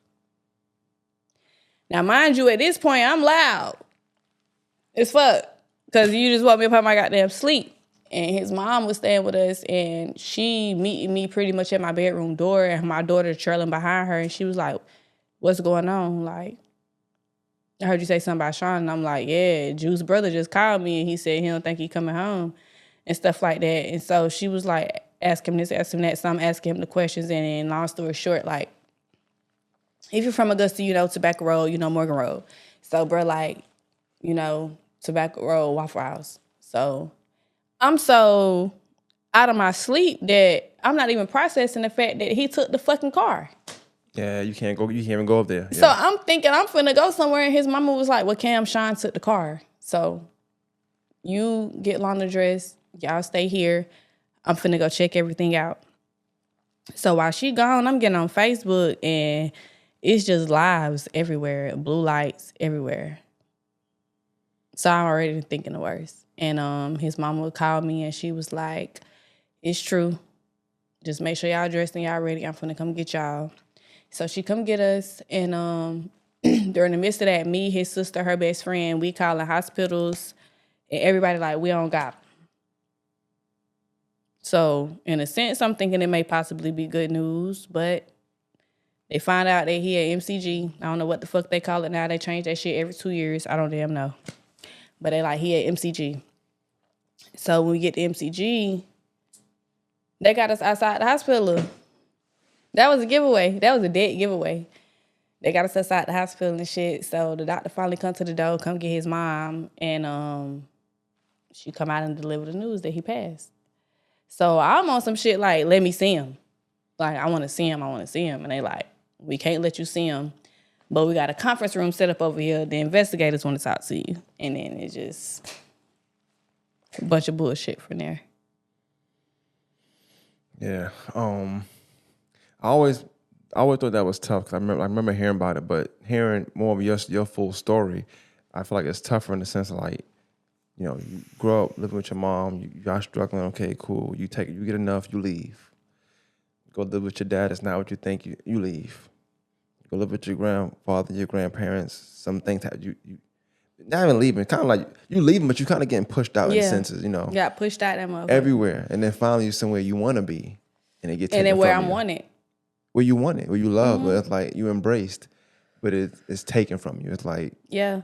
And I ain't gonna lie, like, even to this day, it still takes a toll on me because I feel like it plays a major part in me not being able to have a successful relationship. Mm-hmm. In the beginning, it was bad because I don't want to be in a relationship. I don't want to get close to nobody and catch feelings for nobody and love nobody and that get taken away from me again.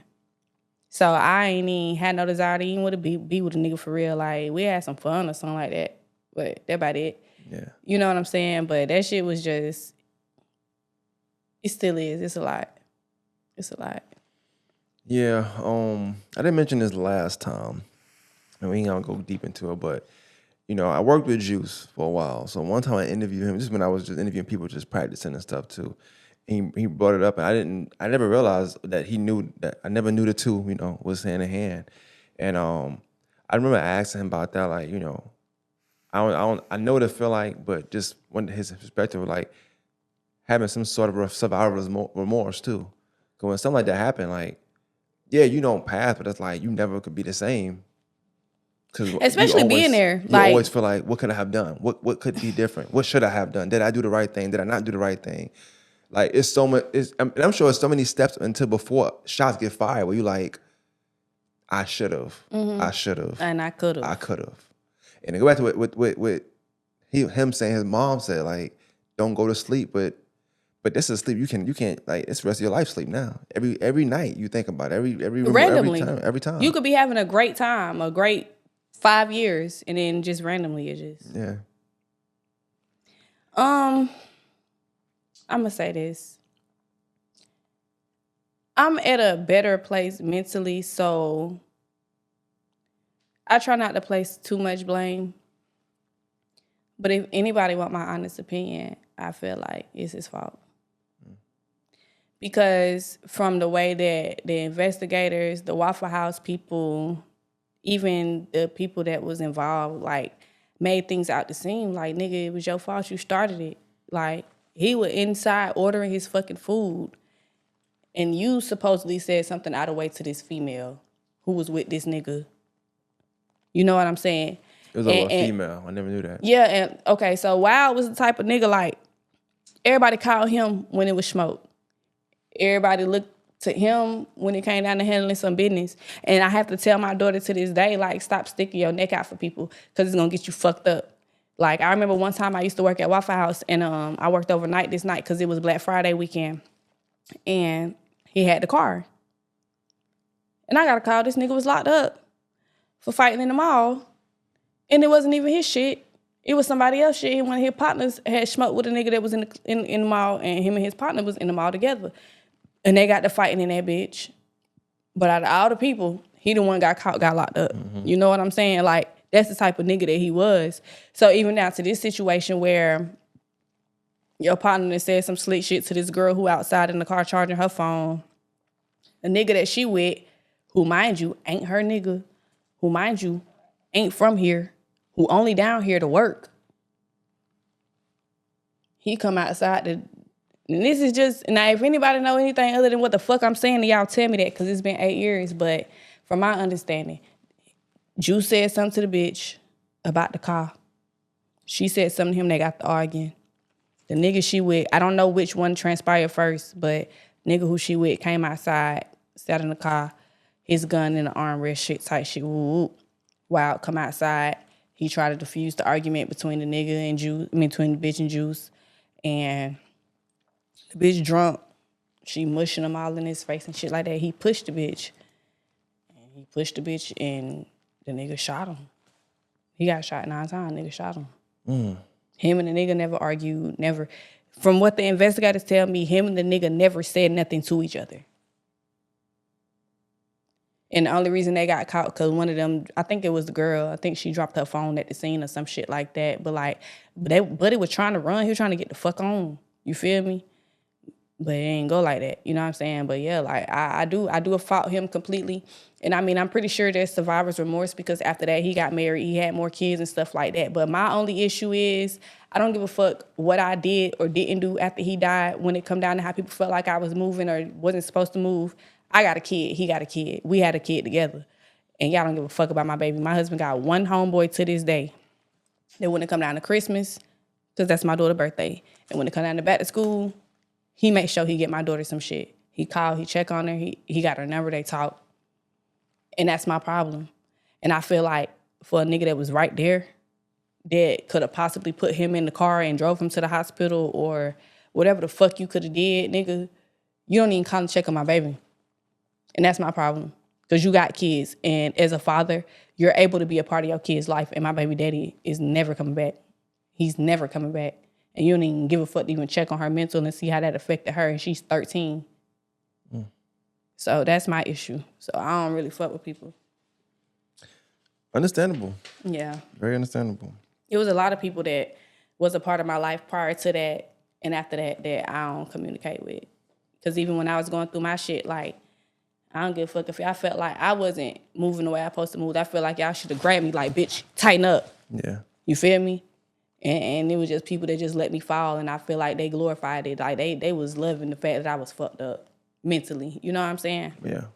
I wonder how they looking now, though.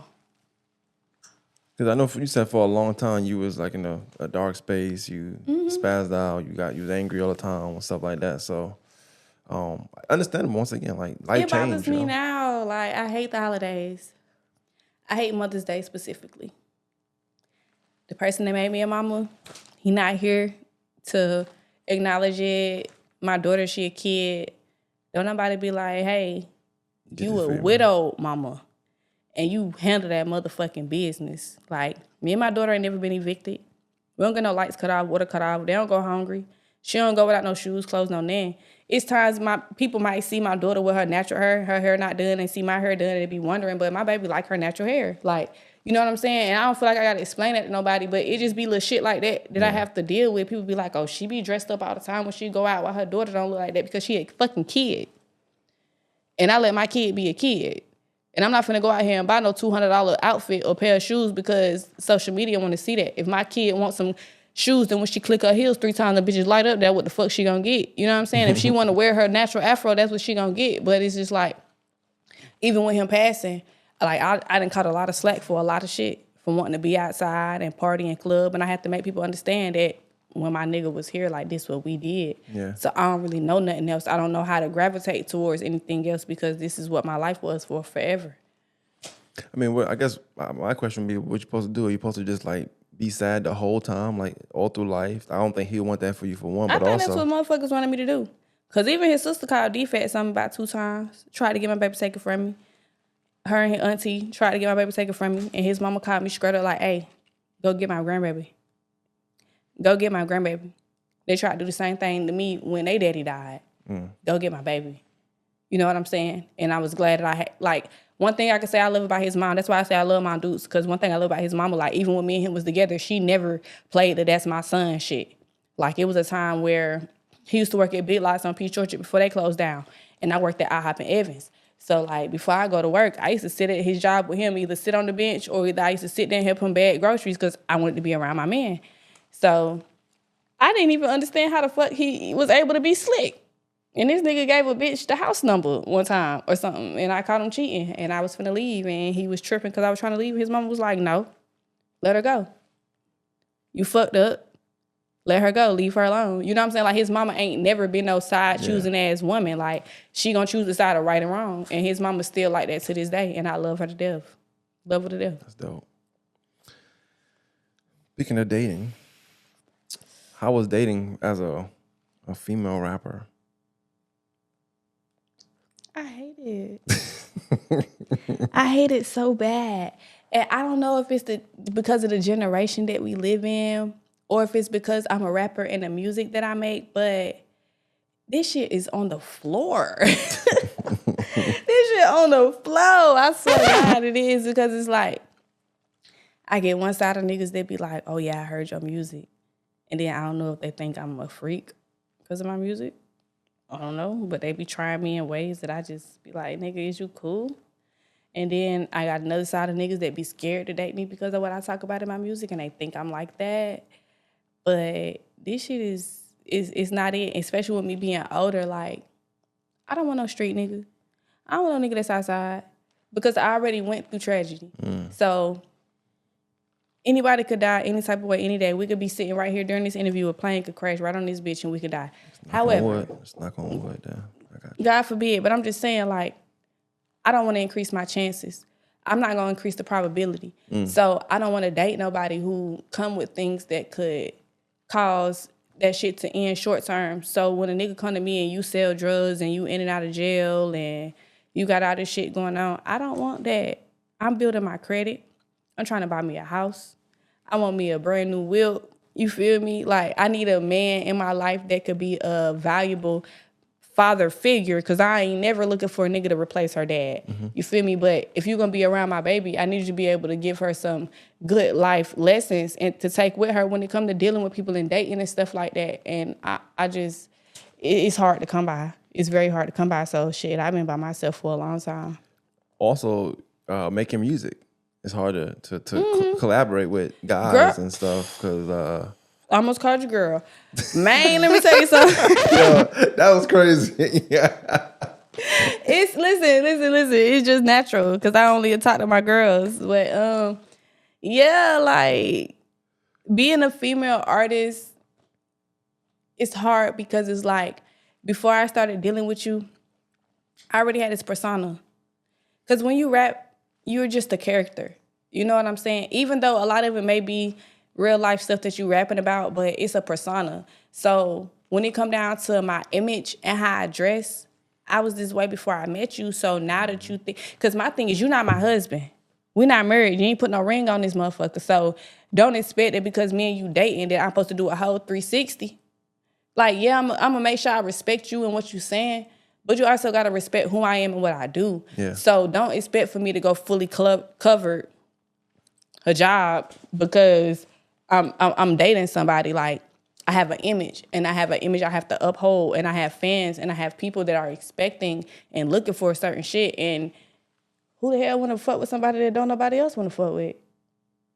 What that boy says, you wouldn't want me if I didn't have hoes, like the vision say. So it's like, you can't expect for me to just automatically change how I dress or change the content of my music. Like, I used to date this one guy. He was a little bit younger than me, but like, I go to places and he'd get mad because a nigga hugging me. And he'd be like, nigga ain't got to hug you. I'm like, so I'm supposed to stop a nigga dead in the middle of a hug and be like, handshake. Like, you feel me? Like, that's rude as fuck. And then people gonna be looking at me like, what wrong with that hoe? And then, like, you gotta think about it, like, I'm from the South for real. Like, I was raised that you shake men's hands and you hug women. So Yeah. that's just a natural instinct for me. So it's very hard. I can't work with men.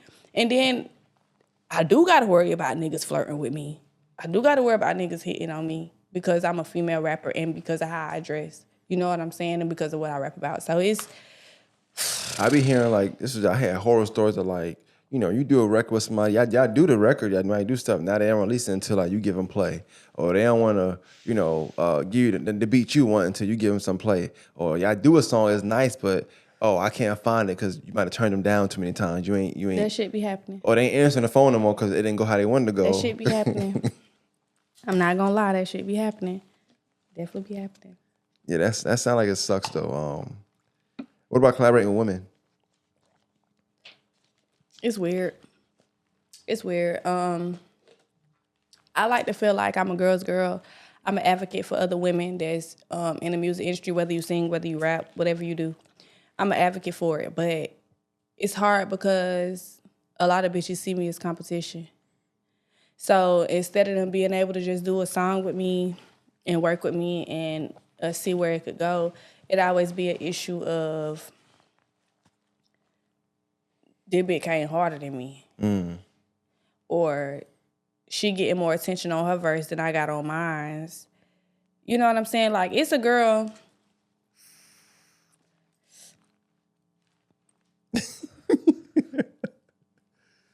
It's a girl up here I did a song with.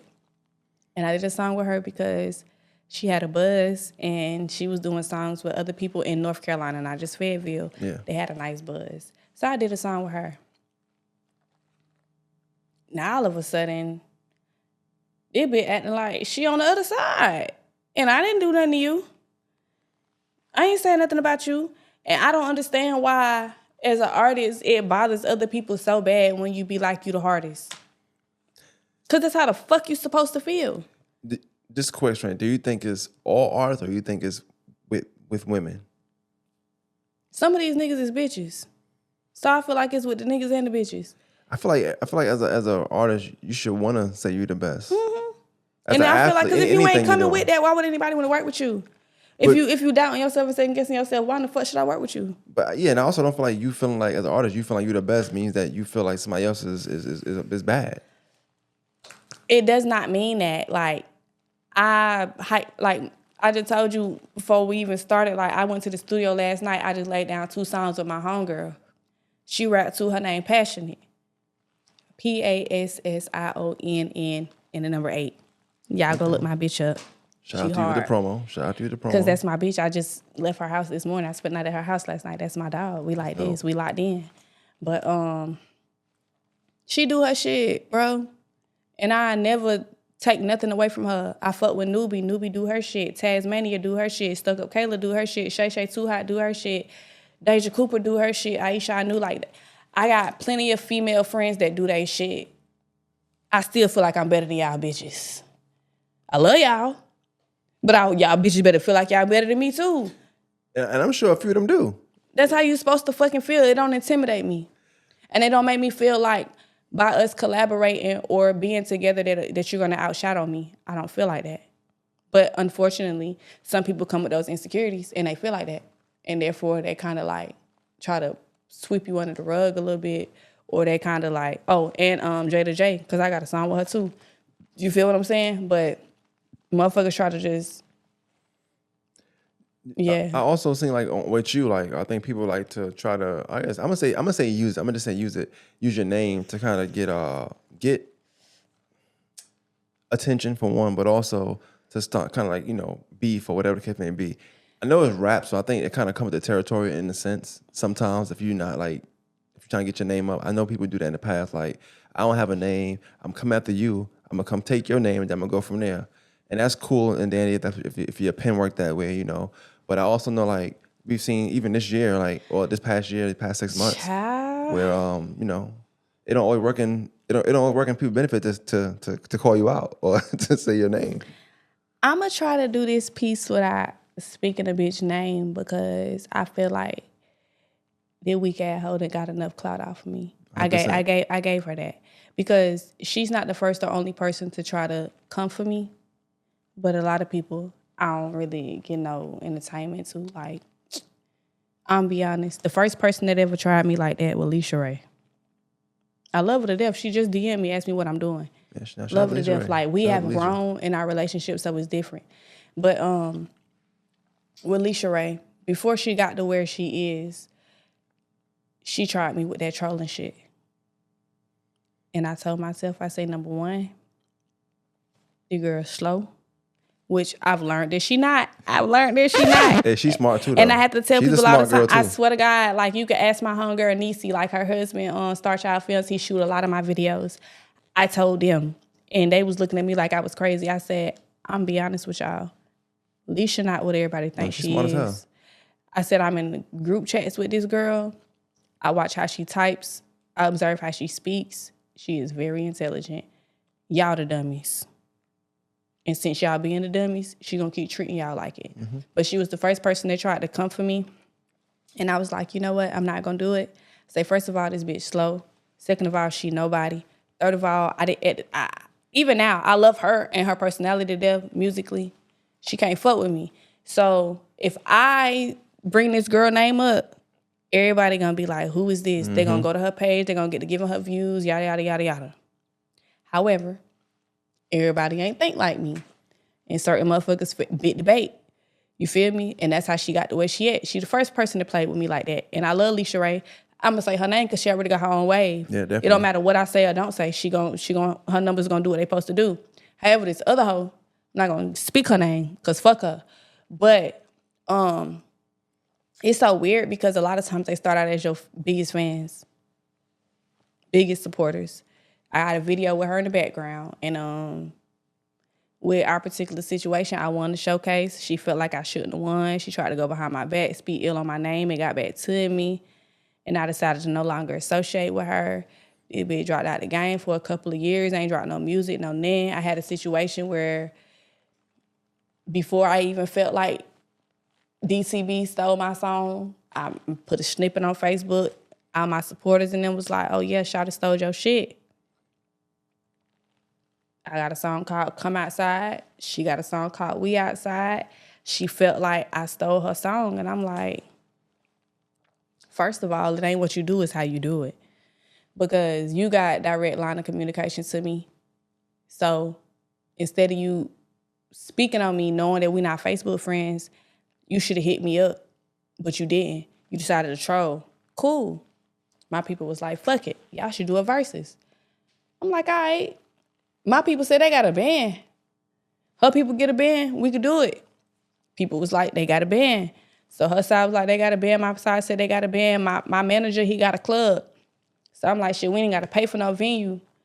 Your people put up their money. My people put up their money. We split the dough. Ooh, that's what it was supposed to be. Instead of her doing that, she went against what all her people and her team was saying, decided to drop a diss song on me. Less than 24 hours, I responded. Yeah. I don't play with bitches and I don't let bitches play with me. Yeah, that was probably wasn't wise. That wasn't wise. I'm joking. I know I told you this last time. I was like, how I'm at home and I'm hearing it. behind me, just playing it. Oh, this is hard. This is hard. I'm just going on and on. I'm at work. God playing at work. So I'm just saying, people that I never even heard speak of you is playing this diss record, right? I'm just hearing it. I thought it was fire the first time I heard it. Yeah. Yeah, I think at first you put like a little part out or something like that. At first, like a couple artists, something like that, something like that. The first thing was, okay, so she put up like a snippet of a song she dropped about another bitch she had issues with prior to that. And then I had a song I had did like a year or two ago, and then I put up a picture of her, because the outfit that she had on was a brown outfit. Mm-hmm. So I had ChatGPT turn her into a cartoon with the outfit on that looked like the shit emoji. And then I put a snippet of my song behind it. And then she dropped her diss record. And then after she dropped it, with her diss record, what she did was she put like a little slideshow video together. So at first I had hit my people up like, and I ain't gonna say his name. But I hit my people up. I was like, hey, can you make me a slideshow video? And he was supposed to make me one, but he didn't do it in a timely fashion. So I got my cover art. I went to, because I was in hair school at the time, and that shit was working on my nerves so bad I couldn't even concentrate on what the fuck I supposed to been doing on school. So I'm sitting in school the whole time. I'm writing my shit, and I hit my engineer like, hey, is you in town? Because last time I talked to my engineer, he was out of town. So I'm like, is you in town? He like, yeah, I've been back. I was back when I talked to you. I'm like, okay, look, I need to come to record tonight. And he was like, can you be here at such and such time? I'm like, yup. Verse wasn't even finished when I told him yup. I said, yup. So I'm sitting there with some of my classmates, and I'm rapping it to them. Then I called Buddy, they're supposed to make my slideshow video, and I read it to him, and he was like, yeah. And I knew when he said yeah, it was yeah, because he one of my biggest critics. He one of the main niggas that be like, it's not Barzy enough. So when he told me yeah, I'm like, I bet. And I wanted to drop it that night after I recorded it, but I didn't drop it because I'm like, Shawty at a showcase right now, she performing. So if I drop it, she not gonna see it. And a lot of other people here not gonna see it because they there at the showcase. So I waited till the next day. And the same person that was supposed to make my slideshow video, he went and made an obituary. Oh. He went and made an obituary with her on it. So guess what I did? I posted it. And that got a lot of likes. That got a lot of comments. It did. Yeah. It got like 300-400 likes. Fast as fuck. Mm-hmm. And on the caption, I was like, only thing I said was, service starts at 12. I knew right then and there, even though I didn't hear nothing, I said, this is gonna be one of them. This gonna one. I just felt like you wouldn't have posted that if it wasn't that. You were intentional with your music dropping. I will say that I've noticed over the past few years. And so when I seen that, I said, I'm wait to 12. That might come like 1:30 one time. Yeah. But by the time I came, it was already like going up. Everybody sharing. It got sent to me about 3-4 times. I'm here, I'm in the office. I'm like, oh yeah, this shit hard. I turn it off, So yeah. I'm not gonna lie. I was questioning it at first. Let me rewind though. Okay, so when she dropped her diss track, she did it to a remake of Ludacris Move. Yeah. So I'm like, that whole thing, she's smart. Cause she know I'm from Georgia, so like, she trying to goddamn use a Georgia type beat to goddamn play with me on. Okay, boom. So first I was looking for like that Gucci Man shit. When he was like, you big cat, you big pussy, you big piece. I was looking for that one. Yeah. I couldn't find it. Then I went to Flip Game Over. It wasn't doing it for me. So I'm like, fuck it, let me go Carolina. Fuck it, let me go J. Cole. So I go to YouTube like J. Cole diss tracks. And I found that 7-minute drill motherfucker where he... Kendrick Lamar, the one that he removed off platforms. I went to that shit and I was like, this it. This the fucking one. That's the fucking one. So I did it, and then so 12 o'clock came, Buddy was sleep on me. He ain't send me the motherfucking clip art video. So I said, fuck it. I say, bitch, I got the cover art back. I ain't gotta do all that. I ain't got to do all of that.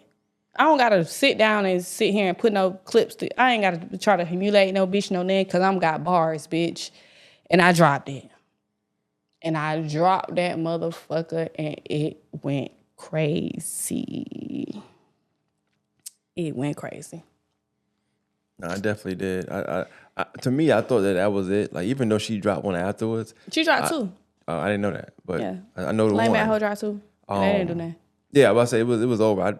I don't know if it was like between your teams not respond, but I feel like whenever it's like a KO like that, like a first round KO, you ain't got to even address it again. Like I tell them, one and done. One and done. Because, bless you. Thank you.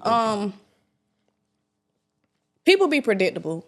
Like, the bitch tried to go on the interview or go on the internet, wherever the fuck she went, and was like, oh, you post all your business on the internet, you're predictable. I'm an open book. My fans are going to know who I am. My supporters are going to know who I am. I don't have nothing about me to hide. I don't have nothing that I'm embarrassed about. So, yes, I am. So when you go look on my page or when you go look on my interviews, you're going to see truth. You're going to see me, and you're going to also see that it's not no cap in my rap. It's not. So it's nothing that nobody can try to bring up later on down the fact that I'm going to deny or I'm going to cry about. It's just not going to happen. So I did that. But however, with her, what she did was on her story, you know how you could do the notes on your story? Mm-hmm. It was the fucking Pastor Troy vice versa beat.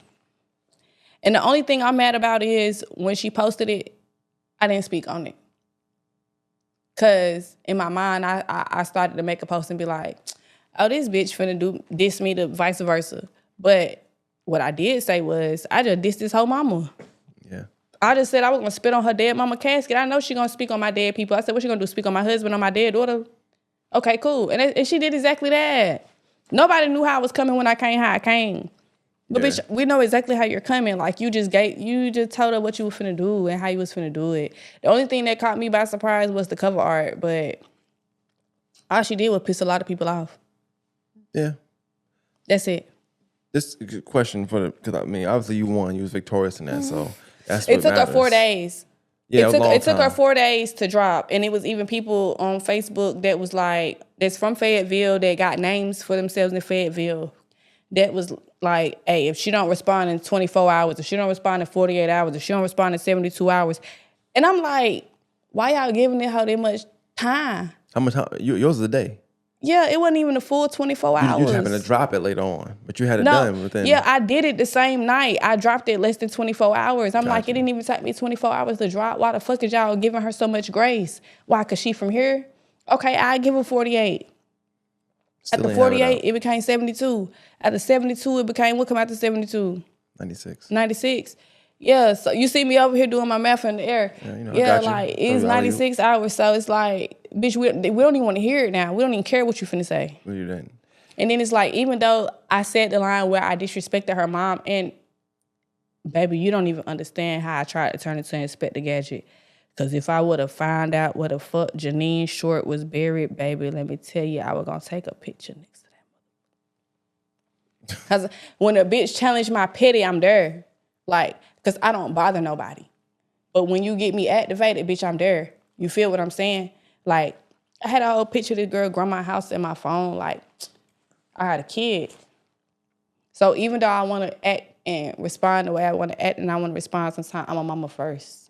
The question I had, what's your thoughts on, like, you think when you rapping and going back and forth with somebody, you involved in combat, whether it's a rap battle or whatever, is there a such thing as going too far? And if you think, and if so, did you think y'all went too far? And if not, why not? I'm gonna answer the second question before I answer the first one. And I feel like I'm gonna answer the second question first because if a motherfucker step on your shoe right now and you punch him in his mouth, did you go too far? Should you have returned stepping on his shoe? No. I can understand that. And for me, that's what it was, because with her first one, like, that bitch was like, that bitch said she was gonna spit on me. Then she said she was gonna stick a bloody tampon in my mouth. Then she said, I ain't from here, but I could die here. So you disrespected me first, more than once.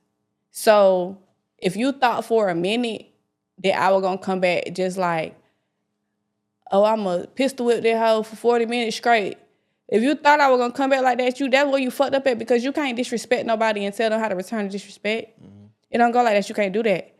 So that's number one. And number two, when I said what I said, like I said, what's she gonna say something about my dead husband or my dead daughter? I knew the disrespect was coming behind it. That's not a problem for me because I know this bitch a battle rapper. That's what you do. But for you to not only pretty much that second diss that she made was dedicated to my man, to my husband. Like, bitch, you did more speaking on him and my mom. And bitch, my mama will beat your ass. So I ain't even gotta defend Olena Renee. She gonna handle that business. You think because you said my mama name, my mama's spam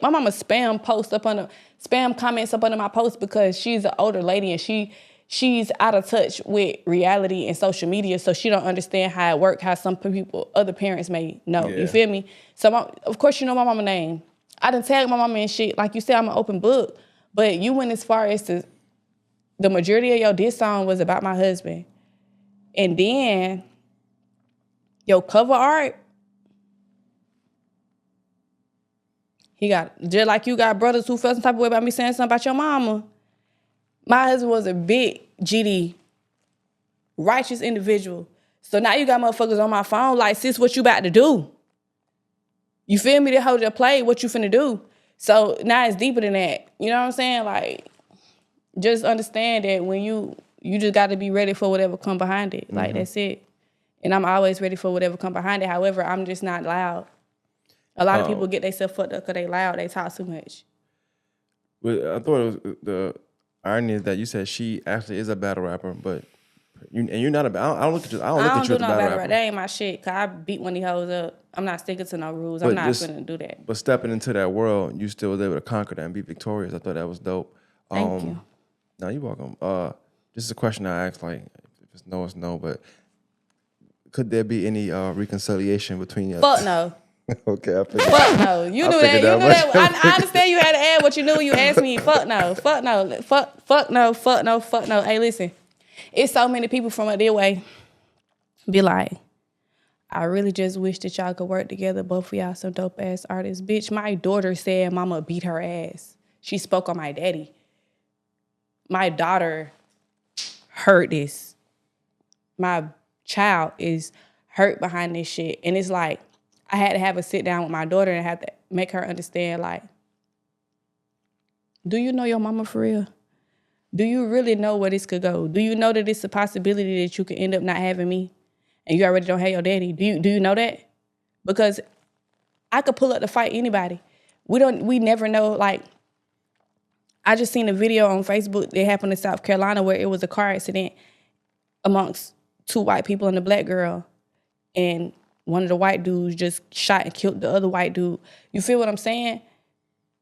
It could go any way. You never know. I could go out here planning to beat this girl up and I could kick her in her motherfucking face and she die. Now I'm in jail for the rest of my life and you ain't got no mama no more. So it's like, as much as I be wanting to be on bullshit, I'm a realist and I'm the type of person that in the midst of chaos, I could still think the way that I'm supposed to think. You get what I'm saying? So it's like, it be a battle amongst myself all the time because like the old me wouldn't have gave no fucks about none of that. Cause I know she got a grandmama and she got an auntie that gonna make sure she A-okay.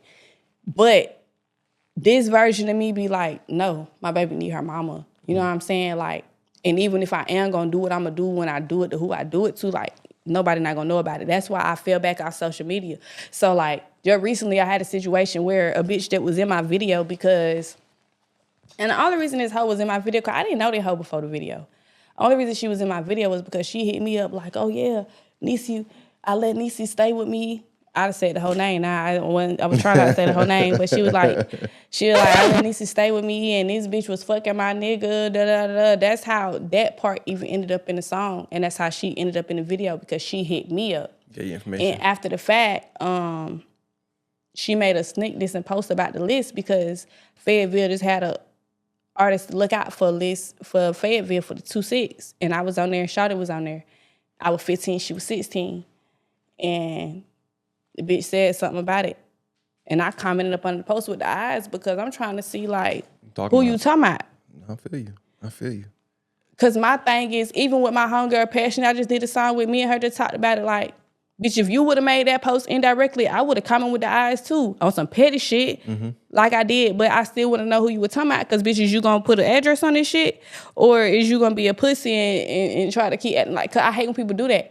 Don't be posting shit on the internet and then got people commenting talking about who you talking about, who you talking about. No, bitch, say who you're talking about. So I asked the girl who she was talking about. I mean, I put the eyes to ask her who she was talking about and she was like, questions, comments, concerns. And I'm like, yeah, like your post is very directly indirect. I want to know who you talking about. And so she come with, first of all, can't nobody beat my ass. Second of all, da da da da da da da. And then I did another live later on, just chilling on some regular shit. And she commented on my live like, they said you got ran out of Augusta and they said you don't ever show up to none of your shows. And I'm like, bitch, I'm in Augusta right now. Bitch, I posted I was in Augusta as soon as I got off the highway. Bitch, I was in Augusta last weekend. Bitch, I'm in Augusta all the time. And if somebody ran me out of Augusta, why am I still here? And ain't nobody did nothing. So it's just like, with that shit right there, like, it just was weird to me because at the end of the day, like, I'm having emotion and it's making y'all feel some type of way. So, like, but it just be weird though, man, because it's always me. I could speak the pure truth. But when it come out of Cammy motherfucking mouth, everybody panties is in a bunch. But DJ Academics just got on the internet and said that Fayetteville was sweet and was talking shit about how J. Cole apologized and took his music down. Now y'all mad. But then y'all mad at the people that's in the comments that's like, no, J. Cole don't represent Fayetteville and we don't respect how the fuck he dissed Buddy and took it down. And that's something that I just can't get with. Like, y'all hate people that tell the truth. Y'all hate people that tell the truth. Y'all like, and this is how I know a lot of y'all is narcissists because y'all like people that okay y'all behavior. And when the motherfucker come through and they tell the truth and they tell it how it is, they get casted out. I don't like that. And that's my biggest problem with being here. I was going to ask her, like, what's the music scene like here? Like, I guess even compared to Augusta or just place you've been, like, what's the music like in Fayetteville? Because all I know from Fayetteville is J. Cole. I'm not saying trying to be funny, but that's what I know. I feel like everywhere you go, it's going to be the same shit. So the same way people be like, oh, don't nobody support nobody in Augusta. Anywhere you go, it's going to be that way. And it's a lot of talented artists here. And the pussy asshole Niecy, since I didn't already say her name, she blocked from my page. Her homegirl blocked from my page. However, she was able to get a screen recording from the live that I did. Because, you know, I do showcases. I throw artist showcases. I don't perform at artist showcases, but I throw artist showcases. And on my live, I was like, why would I keep performing over and over in Fayetteville? What is that going to do for me? Why would I perform at an artist showcase? And all of this stemmed from the bitch who was like, I got ran out of Augusta because she commented up under the live with the bullshit. But I was like, why would I perform at artist showcase when I throw artist showcase? I make money off throwing artist showcases. And she tried to spin a narrative of me from that excerpt of my live, like, you know, clickbait type shit. Yeah. You get what I'm saying? However, the truth is, I had so many people in my DMs and on my phone, even people from her side, that was like, Cammy, you didn't say nothing wrong. Like, you're going to reach your umbrella. You're going to reach your peak at a certain point in time, and it's going to be like, why keep performing in front of the same people in the same places? It just doesn't help your growth as an artist. You get what I'm saying? And again, all I did was tell the truth. And the motherfucker tried to spin my truth to be in some bullshit. Like, oh, she just disrespect Fayetteville. I'm from Augusta, Georgia. I hop on the mic all the time. Anytime I perform anywhere, and I be like, I'm from Augusta, Georgia, by way of Carolina. 2-6, and that's their shit. They be like, and. Every time you say 2-6, they, and. You feel me? But get what, though? I get on that mic, and guess what they say back? And. You know what I'm saying? You know. That's dope. But the music scene overall, though, like, it's a lot of dope-ass artists here. I feel like the biggest problem here is a lot of yes-manning going on.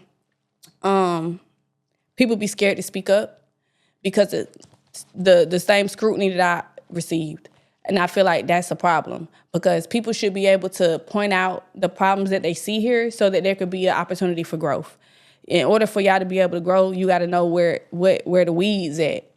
You get what I'm saying? And as soon as you speak on the weeds, now you the bad guy. You know what I'm saying? But I just feel like it's a lot of dope artists here. People get caught up in recording with their homies because of their loyalty instead of respecting their artistry and their craft enough to be able to elevate. And that's my biggest problem here, because it's a lot of dope ass artists here. A lot. I had a lot come through when I did my showcase. However, the 2 artists that won first and second place in my showcase, they were from Wilson. They weren't from Fayetteville. And I did it fairly. I didn't judge. I didn't pick. I picked Roland Waite, who was my engineer, and I picked Sean Way. I picked another judge too. However, he didn't show up. But I had them have a full judging scorecard. It was like 20 artists at least that performed. And the 2 guys that won from Wilson, they deserved the win. Like, you know what I'm saying? So shout out to them.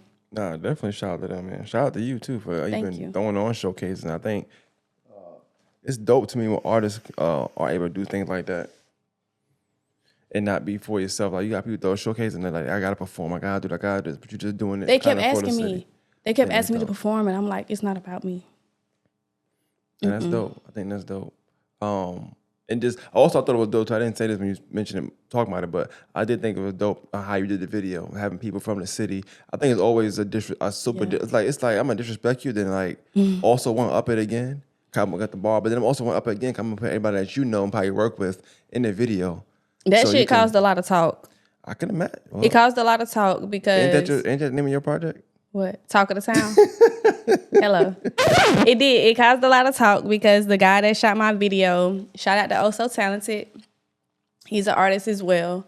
But at the time, Nisi was a part of his team, Born Talented. And when people were seeing that he shot my video, they felt like he was being disloyal to her. You paid him? Yeah, of course. What's the problem? Business. And that's what, and that's where it was 50-50 at. It was like, all money ain't good money. And then it was like, oh, now this man got a wife and kids and da-da-da-da. You know what I'm saying? But he received a lot of scrutiny behind him shooting my video. And at the time, he didn't know prior to him coming, like, the way that Oso, because I gotta say this about Oso, because he did not know that he was shooting a video to that song. Because like a week prior, before the beef started, me and him talked about him shooting a video for me. So that particular night, another guy was supposed to shoot my video named Slim. And Slim hit me up like an hour before the video was supposed to be shot and was like, his plane got delayed. He wasn't gonna be able to shoot it that day. And I'm like, nigga, I got people here from out of town. I can't not shoot it. I gotta shoot it. Then I'm with BRN, Big Rat Nation, and one of our videographers was supposed to shoot my shit, but it got to a point where my messages was not delivering to him, and I'm like, listen, I gotta think in the clutch. So I hit Oso up. I'm like, hey, you busy? I need a video. And he was like, hell no, you caught me at a great time. How soon you need me to be there? And I'm like, ASAP. He like, all right, bet, I'm finna pull up. And when he pulled up, and Honey was there, him and Honey was talking, and she told him what song he was shooting to. He was like, nah, she ain't shooting that one. I'm like, nigga, yes, I am. And he was like, you shooting that one? The diss song? I'm like, yeah. And he was like, I was like, what? What, you don't want to shoot it? He was like, nah, I ain't said that. I'm here now. I'm like, oh, okay. You feel me? And he didn't let the beef keep him from feeding his fucking family. And I can respect that. But context is everything, because it's not like he came there with intentions on shooting this video. I'm going to do it this way. I have a hand in, like, we going to do this. Let's do that. That's even more disrespectful. It was more so like, y'all had talked prior to. 2 things fell through for you. You hit him up. He showed up, laughing. He found you doing it, but he ready at that point. So you got to make his money. So I get that. Context is everything, though. Yep. And that's how that went. No, that's dope. Before we get out, I do want to talk about the project you got coming up. I think it's important because you just mentioned being talk of the town. So talk about the project you got coming up, and also like how you worked on it. Like, what was that process like working on this project, and when it's dropping? I got a lot of unreleased music, and I just did an interview with Hustle Man Podcast, and he was asking me when I was dropping a project, and I was like, I don't know, because I don't feel like people deserve it, because I feel like everything is supply and demand. So I feel like if your audience is 100 views every time you drop some shit, man, what the fuck is you dropping a whole project for? You done spent all this money, all this time, all this energy into dropping music just for 100 people to see it? Fuck no. The world is so much bigger than that. Why would you do that? So since then though, like with the beef, with it being 2026, with me living in the 26, with me being from uptown and that's 2600, like I just kind of found a whole lot of symbolism in it. And you really getting it exclusive. I try. You getting it exclusive because I wasn't going to speak on it yet. But originally, I was going to name my project The Villain. Because I'm always the bad guy in everybody's story. Whether it be the lame-ass niggas, the hating-ass hoes, or when it come down to music. Like, I'm always, somebody try to find a way to make me to be the bad person. So I was going to name it The Villain. But just to play off of the fact that I'm in Fayetteville, I was going to spell it Ville, Ville, ''AN. So last night, I'm at my homegirl house, and we talking to one of my partners on the phone and shit like that. So I'm telling him, and he like, no, don't name it The Villain. I feel like by you doing that, you giving too much leeway to these people up here in Fayetteville. You need to stop basing your career off of what the fuck going on here. Fuck these people, yada, yada, yada. And I'm arguing with him down, to my arguing his ass down to the ground. And today, when I was on my way home from her house, like, I just got an epiphany, and I was like, he might be right. You know what I'm saying? And let me not name it The Villain, but me and my homegirl, the same one I was with last night, we went to the studio. We did 2 songs, and one of the songs is called Talk of the Town. And with the way that I already got the cover art looking, I was like, I could change the name of it and it still get the same message out. However, I'm still going to drop it when the fuck I said I'm going to drop it. I'm still going to drop it on 2/6/26. I'm still going to drop it. You feel what I'm saying? But like I said, I got a lot of music, but a lot of the music that I've made recently has been inspired by naysayers and haters. So it already fit the vision for me being Talk of the Town.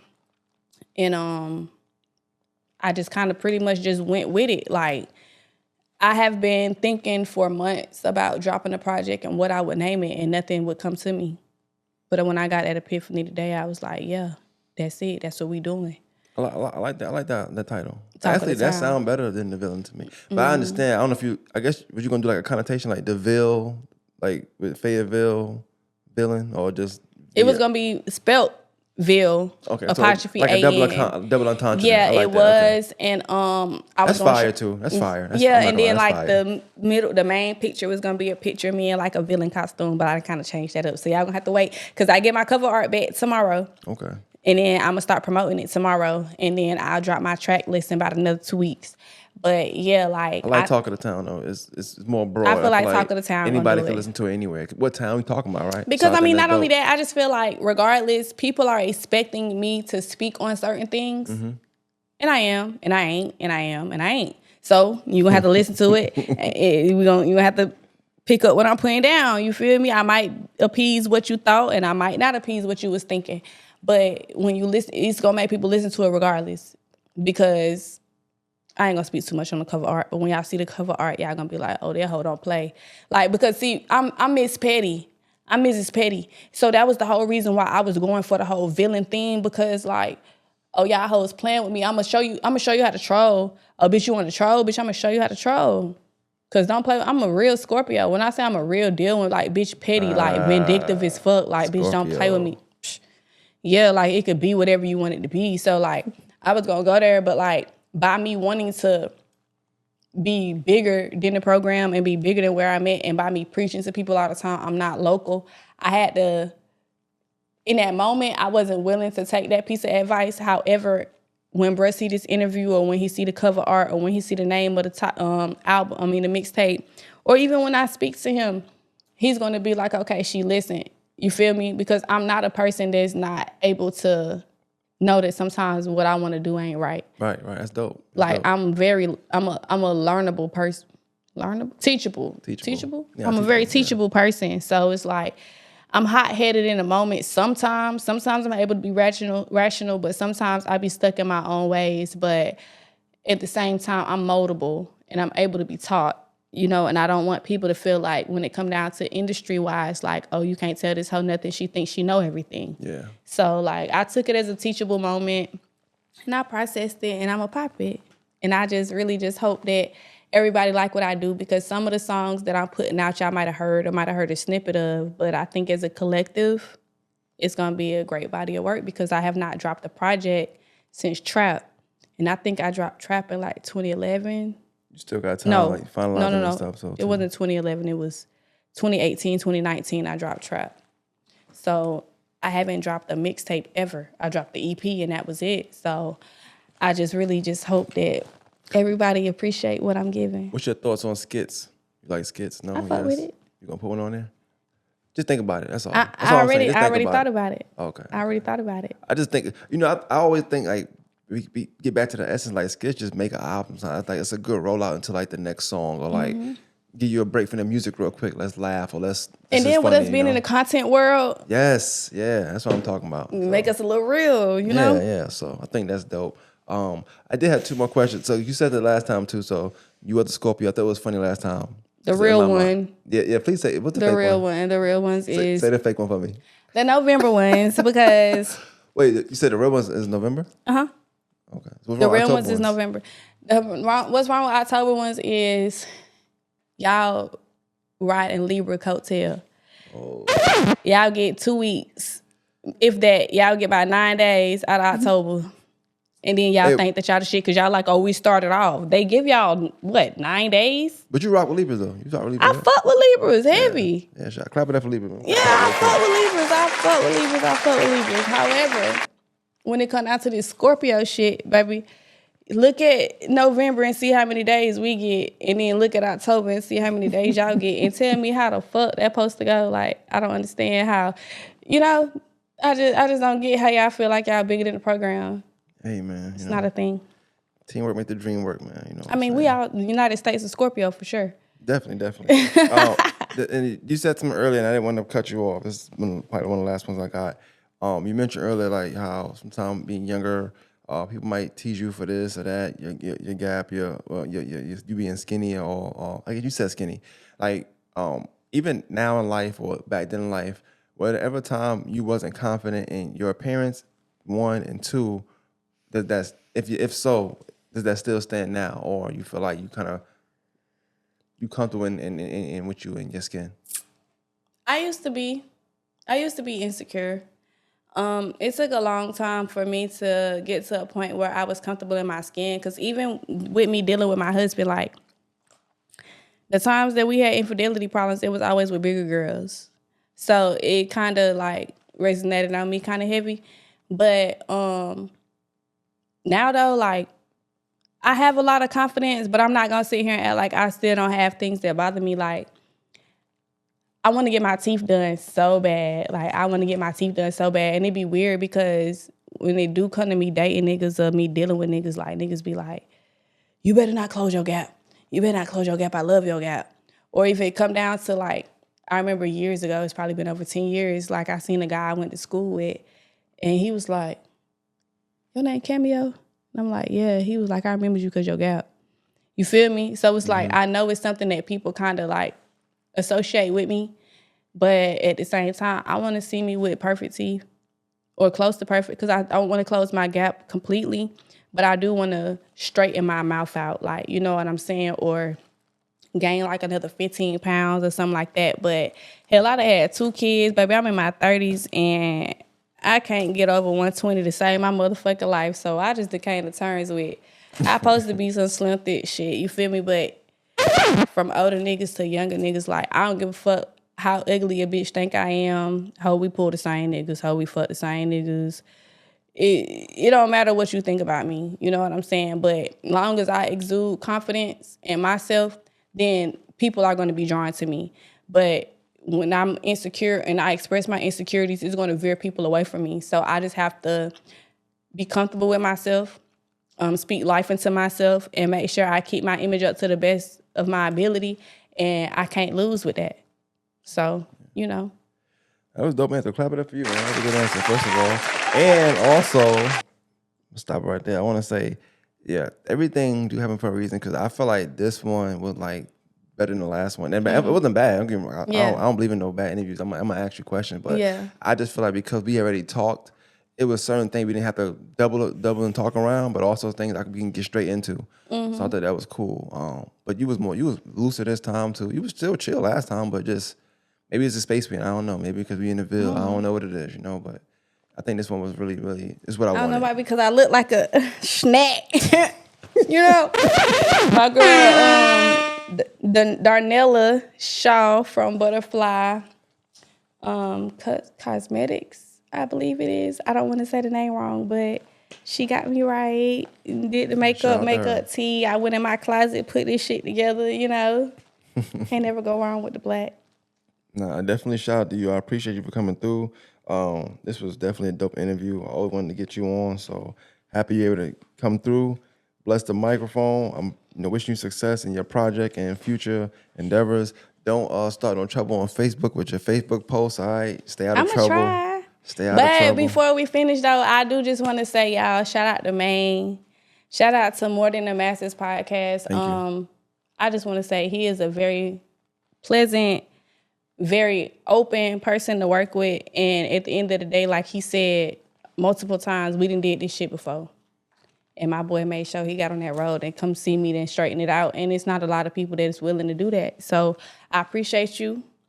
I thank you for the platform. I thank you for the opportunity and allowing me to be able to be open, because it's comfortable. Like, it doesn't feel pressure. It doesn't feel like you're trying to force no answers out of me or you trying to push a narrative or nothing like that. So thank you for having me. I thank you for coming through. Appreciate the kind words too, man. Clap it up for Cammygotbarz, man. More Than Masters podcast. We out.